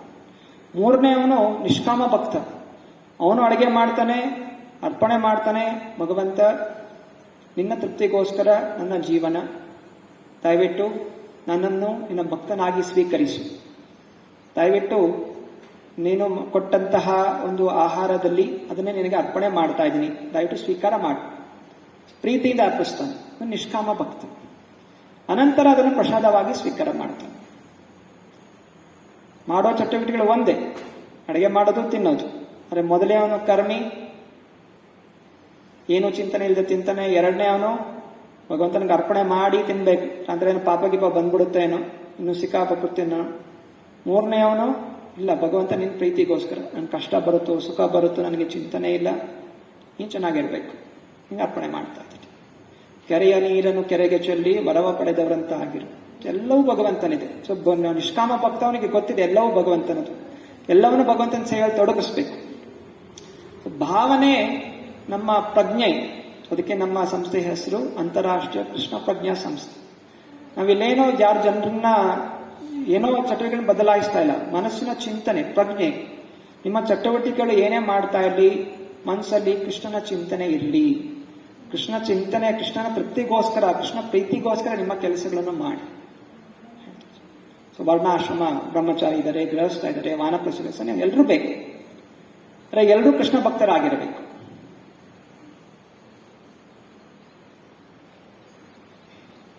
ಹಾಸ್ಪಿಟ್ಲಿಗೆ ಹೋಗ್ತಾರೆ, ಹಾಸ್ಪಿಟ್ಲಿಗೆ ಹೋಗೋ ಉದ್ದೇಶ ಬಹುತೇಕ ವ್ಯಕ್ತಿ ನಾನು ಸತ್ತೋಗ್ತೀನಿ, ನಂಗೆ ಇನ್ನೂ ಜೀವಂತ ಆಗ, ಇನ್ನೂ ಆಸೆಗಳಿದೆ, ಇನ್ನೊಂದು ಮನೆ ಕಟ್ಸಿಲ್ಲ, ನನ್ನ ಇನ್ನೂ ಮಕ್ಕಳು ಮದುವೆ ಮಾಡಿಸಿಲ್ಲ, ಅವ್ರಿಗೆ ವಿದ್ಯಾಭ್ಯಾಸ ಮಾಡಿಲ್ಲ, ಇನ್ನೂ ನಮ್ಮ ಮಕ್ಕಳು ನೋಡಿಲ್ಲ, ಇದು ಅವನ ಚಿಂತನೆ. ಇನ್ನೂ ಆಸೆ, ನಾನು ಫಾರಿನ್ಗೆ ಹೋಗ್ಬೇಕು, ಅಮೆರಿಕಾಗೆ ಹೋಗ್ಬೇಕು, ಜಪಾನ್ಗೆ ಹೋಗ್ಬೇಕು, ಇದೆಲ್ಲ ಆಸೆಗಳು ಅಂತ. ಇದು ಇನ್ನೂ ಪೂರೈಕೆ ಆಗಿಲ್ಲ, ದಯವಿಟ್ಟು ನನಗೆ ಸಮಯ ಕೊಡಿ. ಭಕ್ತನಾದಂಥವನು ಭಗವಂತನ ಇನ್ನೂ ಪ್ರಚಾರ ಮಾಡಬೇಕು. ಇನ್ನು ಅನೇಕ ಬದ್ಧ ಜೀವಿಗಳಿದ್ದಾರೆ, ಅವರಿಗೆಲ್ಲ ಇನ್ನ ಭಕ್ತಿ ಪ್ರಚಾರ ಮಾಡಬೇಕು. ಇನ್ನು ಮುಂದೆ ಬರುವಂತಹ ಪೀಳಿಗೆಗಳು ಭಕ್ತಿ ಅವ್ರು ಹೆಂಗ್ ನಡೀತಾರೆ, ಇದು ಪ್ರಭುಪಾದರ ಚಿಂತನೆ. ಸೊ ಪ್ರಭುಪಾದರು ಹೇಗಿದ್ರು, ಅವರು ಹೋಗಿ ಪ್ರಚಾರ ಮಾಡಿದ್ರು. ಉದ್ದೇಶ, ವಯಸ್ಸಾಗಿತ್ತು, ಅವರು ಹಾರ್ಟ್ ಅಟ್ಯಾಕ್ ಬಂತು, ಭಗವಂತನ ಪ್ರಾರ್ಥನೆ, ಭಗವಂತ ನಂಗೆ ಹಾರ್ಟ್ ಅಟ್ಯಾಕ್ ಆಯಿತು, ನಾನು ಉಳಿತನೋ ಇಲ್ಲ ಗೊತ್ತಿಲ್ಲ, ಉಳಿದ್ರೆ ಗುರುಗಳ ಆದೇಶ ಇದೆ ಪ್ರಚಾರ ಮಾಡಬೇಕು ಅಂತ ಪ್ರಚಾರ ಮಾಡ್ತೀನಿ, ನಿನ್ನ ಭಕ್ತಿ ಪ್ರಚಾರ ಮಾಡ್ತೀನಿ, ದಯವಿಟ್ಟು ನನ್ನ ರಕ್ಷಣೆ ಮಾಡಿ. ಸೊ ಪ್ರಭುಪಾದ ಪ್ರಾರ್ಥನೆ ಮಾಡ್ಕೊ, ರಕ್ಷಣೆ ಮಾಡುವಂತ. ಅದು ಯಾಕೋಸ್ಕರ? ಲೋಕ ಕಲ್ಯಾಣಕ್ಕೋಸ್ಕರ. ಹೀಗೆ ಅದು ಕೇವಲ ಸನ್ಯಾಸಿಗಳಿಗೆ ಮಾತ್ರ ಅಂತಲ್ಲ, ಎಲ್ಲರೂ ಮಾಡಬೇಕು. ಗೃಹಸ್ಥ ಇರಲಿ, ಬ್ರಹ್ಮಚಾರಿ ಇರಲಿ, ಎಲ್ರಿಗೂ ಲೋಕ ಕಲ್ಯಾಣದ ಚಿಂತನೆ ಇರಬೇಕು. ಸರಿ.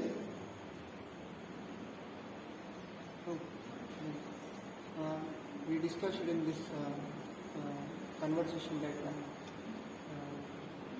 there are so many tattvas. If we want to follow in devotional service, we should take Vedanta Sutra. And there are so many other tattvas like karma, kaya, kaya, like that. So what is the main intention that they have given this tattva to work is only a worship. So what is the main intention of that back of it? ಪ್ರಶ್ನೆ ಕೇಳ್ತಾ ಇದ್ದಾರೆ. ನಾನಾ ತತ್ವಗಳಿದೆಯಲ್ಲ, ಪತಾಂಜಲಿ ಯೋಗ ಸೂತ್ರ ಇದೆ, ನ್ಯಾಯ ಮೀಮಾಂಸ, ಕರ್ಮ ಮೀಮಾಂಸ, ಉತ್ತರ ಮೀಮಾಂಸ, ಪೂರ್ವ ಮೀಮಾಂಸ. ಸೊ ಹೀಗೆಲ್ಲ ಬೇರೆ ಬೇರೆ ಋಷಿಗಳು ಬೇರೆ ಬೇರೆ ತತ್ವಗಳು ಯಾಕೆ ಕೊಟ್ಟರು, ಅಷ್ಟೊಂದೆಲ್ಲ ಯಾಕಿದೆ? ಒಂದೇ ಇದ್ರೆ ಸಾಕಾಗ್ತಾ ಇಲ್ಲ. ವೇದವ್ಯಾಸರು ಭಕ್ತಿ ಮಾರ್ಗ ಕೊಟ್ಟಿದ್ರು, ಯಾಕೊಬ್ಬನೇ ಭಕ್ತಿ ಮಾರ್ಗ ಇಲ್ಲ? ನಾವು ತಿಳಿಬೇಕಾಗಿದೆ, ಎಲ್ಲ ಜೀವಿಗಳು ಭಗವಂತನ ಬಿಟ್ಟು ಭಗವಂತನ ವಿರೋಧಿಸಿ ನಾವು ಸ್ವತಂತ್ರವಾಗಿರಬೇಕು ಅಂತ ಬಂದಂತಹ ನಾವೆಲ್ಲ ಜೀವಿಗಳು. ಎಲ್ಲ ಜೀವಿಗಳು ಭೌತಿಕ ಜಗತ್ತಿಗೆ ಬಂದಾಗ ಭ್ರಮೆಗೊಳಗಾಗತ್ತೆ. ಭ್ರಮೆಗೊಳಗಾಗಿ ಎಲ್ಲವೂ ತಮ್ಮ ತಮ್ಮ ಊಹಾತ್ಮಿಕ ಚಿಂತನೆಗಳಿಂದ ನಾನಾ ರೀತಿಯ ತತ್ವಗಳನ್ನು ಅದು ಬೋಧನೆ ಮಾಡುತ್ತೆ. ಕೆಲವರು ಶಕ್ತಿಶಾಲಿಯಾದ ಜೀವಿಗಳು, ಋಷಿಗಳಾದ ತಕ್ಷಣ ಎಲ್ಲರೂ ಭಕ್ತರಂತಲ್ಲ.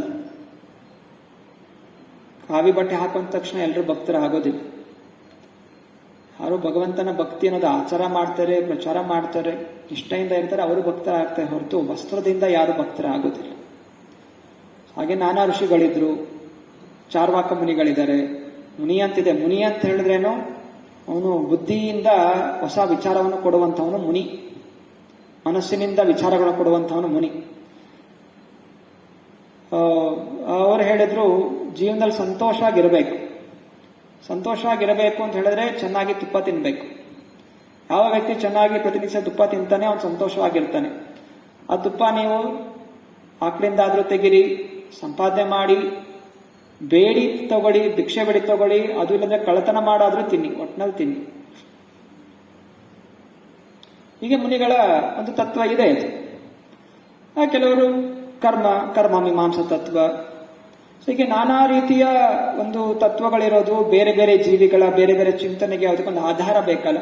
5 ಶಾಸ್ತ್ರದಲ್ಲಿ ಕೊಟ್ಟಿದ್ದಾರಪ್ಪ ಅಂದ್ರೆ ಆ ಜೀವಿಯಲ್ಲಿ ಆಸೆ ಇದೆ, ನಾನು ಇಂದ್ರಿಯ ಭೋಗಿಸ್ಬೇಕು ಅಂತ. ಇಂದ್ರಿಯ ಭೋಗಿಸ್ಲಿಕ್ಕೆ ಒಂದು ಆಧಾರ ಬೇಕಲ್ಲ. ಸೊ ಭಗವಂತ ಅದಕ್ಕೊಂದು ಆಧಾರ ಕೊಡ್ತಾನೆ. ಶುದ್ಧ ಭಕ್ತರಿಗೂ ಆಧಾರ ಇದೆ, ಭೌತಿಕ ಜೀವನದಲ್ಲಿ ಒದ್ದಾಡ್ಲಿಕ್ಕೆ ಅವ್ರಿಗೊಂದು ಆಧಾರ ಕೊಡ್ತಾನೆ ಭಗವಂತ. ಅನೇಕ ಜನ ವಾದ ಮಾಡ್ತಾರಲ್ಲ, ನಮ್ಗೂ ಅದು ಗೊತ್ತಿದೆ, ಅದು ಗೊತ್ತಿದೆ, ನಂಗೇನ್ ತಿಳಿದಿಲ್ವಾ, ಬೇರೆಯವ್ರಂಗೆ ಹೇಳಿದ್ದಾರೆ, ನಾನೆಲ್ಲ ತಿಳಿದಿದ್ದೀನಿ. ಅವರು ಒಂದು ಹೊಸ ಶಾಸ್ತ್ರ ಹೇಳಕ್ ಶುರು ಮಾಡ್ತಾರೆ. ಹೇಗೆ ಇಲ್ಲಿ ಕೃತದ್ಯುತಿ ಭಗವಂತ ನಿಂದನೆ ಮಾಡ್ತಾಳೆ. ಭಗವಂತ ನೀನೇನ್ ಭಗವಂತ ನಿಂಗೆ ಬುದ್ಧಿ ಇಲ್ಲ, ನಿಂಗೆ ಏನ್ ಸೃಷ್ಟಿ ಮಾಡಿದ್ಯಾ? ಅದು ಹೆಂಗೆ ತಂದೆ ಸಾಯ್ಕಿಂತ ಮುಂಚೆ ಮಗ ಹೆಂಗ್ ಸಾಯ್ತಾನೆ, ಇದು ಧರ್ಮಕ್ಕೆ ವಿರುದ್ಧವಾದಂತಹದ್ದು. ಅವಳು ಬೋಧನೆ ಅದು. ಸೊ ಭಗವಂತ ಇಲ್ಲ. ಸೊ ಆದ ಕಾರಣ ದೇರ್ಫೋರ್, ಸೊ ಈ ಕಾರಣಗಳಿಂದ ಹಿಂಗೆ ಆಗ್ತಾ ಇದೆ ಅಂದ್ರೆ ಸೊ ಭಗವಂತ ಇರ್ಲಿಕ್ಕೆ ಸಾಧ್ಯ ಇಲ್ಲ. ಸೊ ಪ್ರಕೃತಿನೇ ಶ್ರೇಷ್ಠ, ಆ ನಿಯಮಗಳೇ ಶ್ರೇಷ್ಠ, ಕರ್ಮನೇ ಶ್ರೇಷ್ಠ.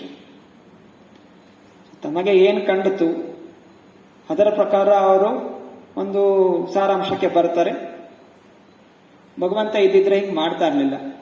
ಭಗವಂತ ಇದ್ದಿದ್ರೆ ಯಾಕೆ ಹಿಂಗೆ ಸಾಯ್ತಾ ಇದ್ದ? ಸಾಯ್ಬಾರ್ದಾಗಿತ್ತು, ಕಾಪಾಡಬೇಕಾಗಿತ್ತು. ಯಾಕೆ ಕಳ್ಳತನ ಆಯಿತು? ಯಾಕೆ ರೇಪ್ ಆಗ್ತಾ ಇದೆ? ಯಾಕೆ ಇನ್ನೊಂದು ಆಗ್ತಾ ಇದೆ? ಯಾಕೆ ಕೊರೋನಾ ಬಂತು?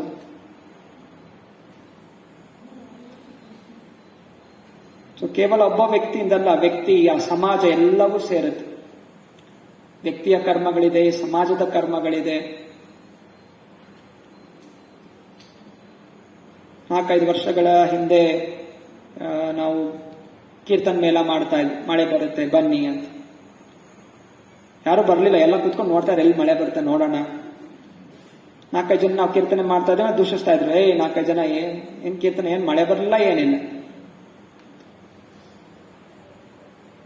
ಲಕ್ಷಾಂತರ ಜನ ಪಾಪಗಳು ಮಾಡ್ಕೊಂಡು 4 ಜನ ಹೋಗಿ ಕೀರ್ತನೆ ಮಾಡಿದ್ರೆ ಏನಾಗುತ್ತೆ? ಆಗೋದಿಲ್ಲ. ತುಂಬಾ ದೊಡ್ಡ ತಪಸ್ವಿಯಾಗಿದ್ರೆ, ಹೇಗೆ ರಾಮಾಯಣದಲ್ಲಿ ಶೃಂಗಿಯ ಒಂದು ಹೆಸರು ಇದೆ. ಶೃಂಗಿ ಅವನು ಬಾಲಬ್ರಹ್ಮಚಾರಿ. ಅವನು ಯಾವತ್ತೂ ಮದುವೆ ಆಗೋ ತನಕ ಹೆಣ್ಣು ಅಂದ್ರೇನೆ ಗೊತ್ತಿರಲಿಲ್ಲ ಅವನಿಗೆ. ಹೆಣ್ಣು ಜಾತಿ ಇದೇನೇ ಗೊತ್ತಿಲ್ಲ. ಅಷ್ಟು ಅವನ ಮನಸ್ಸಲ್ಲಿ ಹೆಣ್ಣಿನ ಬಗ್ಗೆ ಏನೋ ಆಕರ್ಷಣೆ ಇರಲಿಲ್ಲ. ಆ ವ್ಯಕ್ತಿ ಯಾವಾಗ ಒಂದು ಮರುಭೂಮಿ ಕಾಲಿಡ್ತಾನೆ ಅವಾಗ ಮಳೆ ಬರ್ಲಿಕ್ಕೆ ಶುರು ಆಗುತ್ತೆ. ಆ ತಪಸ್ಯ. ಸೊ ಅಂತ ತಪಸ್ಯ ಆಗೋದಿಲ್ಲ. ಜನ ಸೇರ್ಬೇಕು. ಕೆಲವೊಬ್ಬ ವ್ಯಕ್ತಿದಲ್ಲ, ಎಲ್ಲಾ ಜನರು ಸೇರ್ಬೇಕು. ಸೊ ಕರ್ಮಗಳು ಎಲ್ಲರೂ ಸೇರಿ ಎಲ್ಲರೂ ಭಕ್ತಿ ಮಾಡಿದಾಗ ಸಮಾಜ ಉದ್ಧಾರ ಆಗುತ್ತೆ. ಸೊ ಜನರಿಗೆ ಇಂದ್ರಿಯ ಭೋಗಿಸ್ಲಿಕ್ಕೆ ಇದಿದೆ. ಜನ ಅಂಥದ್ದು ತತ್ವಗಳು ಪಾಲನೆ ಮಾಡ್ತಾರೆ. ಮಾಂಸ ತಿನ್ಲಿಕ್ಕೆ ಇಚ್ಛೆ ಇದೆ ಅವನಿಗೆ, ಅದಕ್ಕೆ ಅವನು ಹುಡುಕ್ತಾನೆ ಶಾಸ್ತ್ರದಲ್ಲಿ ಎಲ್ಲಿ ಮಾಂಸ ಇಲ್ಲಿ ಕೊಟ್ಟಿದ್ದಾರೆ ನೋಡು, ಕಾಳಿಗೆ ನಾವು ಬಲಿ ಕೊಟ್ಟು ತಿನ್ನಬಹುದು ಅಂತ.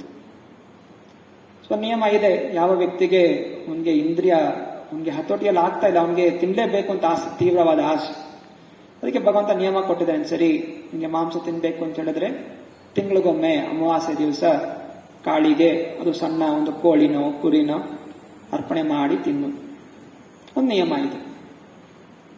ಸೊ ಅದ ಕಾಲಕ್ರಮೇಣ ಅವನಿಗೆ ಈ ಜನ್ಮದಲ್ಲಿ ತಿಂತಾನೆ, ಬರೋ ಜನ್ಮದಲ್ಲಿ ಸರಿ ಅವನು ಅಷ್ಟಾದ ನಿಯಮ ಪಾಲನೆ ಮಾಡಿರೋ ಕಾರಣ ಮುಂದಿನ ಜನ್ಮದಲ್ಲಿ ಸ್ವಲ್ಪ ಉದ್ಧಾರ ಆಗ್ತಾನೆ. ಕಾಲಕ್ರಮೇಣ ಉದ್ಧಾರ ಆಗ್ಲಿಕ್ಕೆ ಎಲ್ಲದಕ್ಕೂ ಜನರಿಗೂ ಅದು ಆಧಾರ ಬೇಕು. ಇವಾಗ ಜನರಿಗೆ ಎಲ್ಲ ಸೈಂಟಿಸ್ಟ್ಗಳ ಆಧಾರ, ಸೈಂಟಿಸ್ಟಿಂಗ್ ಅಂತ ಮೊಟ್ಟೆ ತಿನ್ಬೇಕು ಅಂತ ಹೇಳಿದ್ದಾರೆ. ಮೊಟ್ಟೆಯಲ್ಲಿ ಕ್ಯಾಲ್ಸಿಯಂ ಇದೆ. ಎಲ್ಲ ಬ್ರಾಹ್ಮಣರಿಗೆ ಎಲ್ಲ ತಿನ್ನಕ್ಕೆ ಶುರು ಮಾಡ್ಬಿಟ್ರು. ನಂಬಿಕೆ ಹೊಟ್ಟೋಯ್ತು, ಶಾಸ್ತ್ರ ನಂಬಿಕೆ ಹೋಯ್ತು, ಸೈಂಟಿಸ್ಟ್ಗಳ ನಂಬಿಕೆ ಬಂತು. ಕ್ಯಾಲ್ಸಿಯಂ ಯಾಕಂದ್ರೆ ಅವನಲ್ಲಿ ಆಸೆ ಇದೆ, ಎಲ್ಲ ತಿಂತಾ ಇದಾರೆ, ನನ್ಗೇನ್ ಬರೀ ಇದೆ, ಉಪ್ಪು ಖಾರ ಇಲ್ಲ, ಅದಿಲ್ಲ, ಇದೇ ಇದು. ಜನ ಅಲ್ಲಿ ಹೋಟೆಲ್ಗಳು ತಿಂತಾ ಇದ್ದಾರೆ, ಅಲ್ಲಿ ತಿಂತಾ ಇದ್ದಾರೆ, ದಾರಿಯಲ್ಲಿ ಗೋಬಿ ಮಂಚೂರಿ ತಿಂತಾ ಇದ್ದಾರೆ, ಸಮೋಸ ತಿಂತಾ ಇದ್ದಾರೆ. ಮನೆಯಲ್ಲಿದೆ ಇದು ಮೊಸರನ್ನ, ಪುಳಿಯೋಗರೆ ಮೊಸರನ್ನ, ಪುಳಿಯೋಗರೆ ಮೊಸರನ್ನ. ತಪಸ್ಯ ಮಾಡೋದಷ್ಟು ಸುಲಭ ಅಲ್ಲ. ಸೈಂಟಿಸ್ಟ್ ಹೇಳಿದೆ, ಸೈಂಟಿಸ್ಟ್ ಆಧಾರ. ಹಂಗೆ ಇವಾಗ ಹೆಂಗ್ ಸೈಂಟಿಸ್ಟ್ ಇದ್ದಾರೆ ಹಂಗೆ ಮುನಿ means like a scientist. So ನಾನಾ ಮುನಿಗಳು ನಾನಾ ಕೊಟ್ಟಿರ್ತಾರೆ. ವೇದವ್ಯಾಸರು ಶಾಸ್ತ್ರಗಳು ಹೇಳಿರೋ ಹಾಗೆ ಸ್ವಯಂ ಭಗವಂತನ ಅವತಾರ, ಶಕ್ತ್ಯಾವೇಶ ಅವತಾರ. ಸ್ವಯಂ ಭಗವಂತನೇ ವೇದವ್ಯಾಸ ರೂಪದಲ್ಲಿ ಬಂದು ಆ ದಿವ್ಯವಾದ ಜ್ಞಾನವನ್ನು ಕೊಟ್ಟಂತು. ಅದರಿಂದ ಆ ಮಾರ್ಗ ಸರಿಯಾದಂತಹ ಮಾರ್ಗ. Ultimately, what all these munis has given different tattvas, it leads to hellish condition. Yes. ಸರಿ.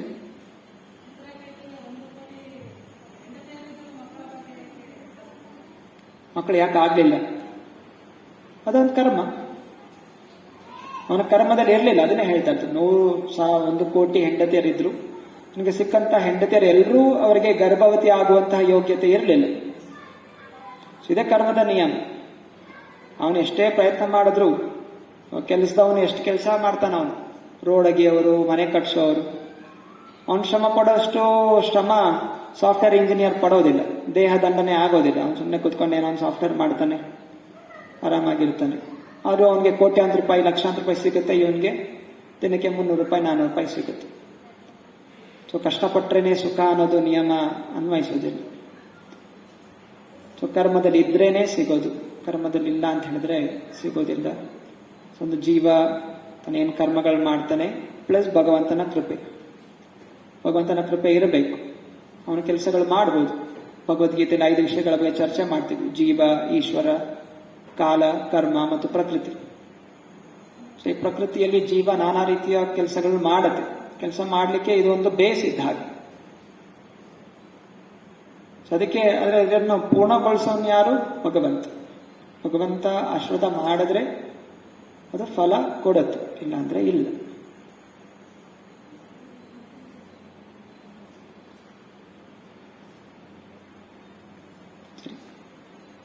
ನಂತರ ಶ್ರೀಮದ್ ಭಾಗವತಂ ಕಿ ಜೈ.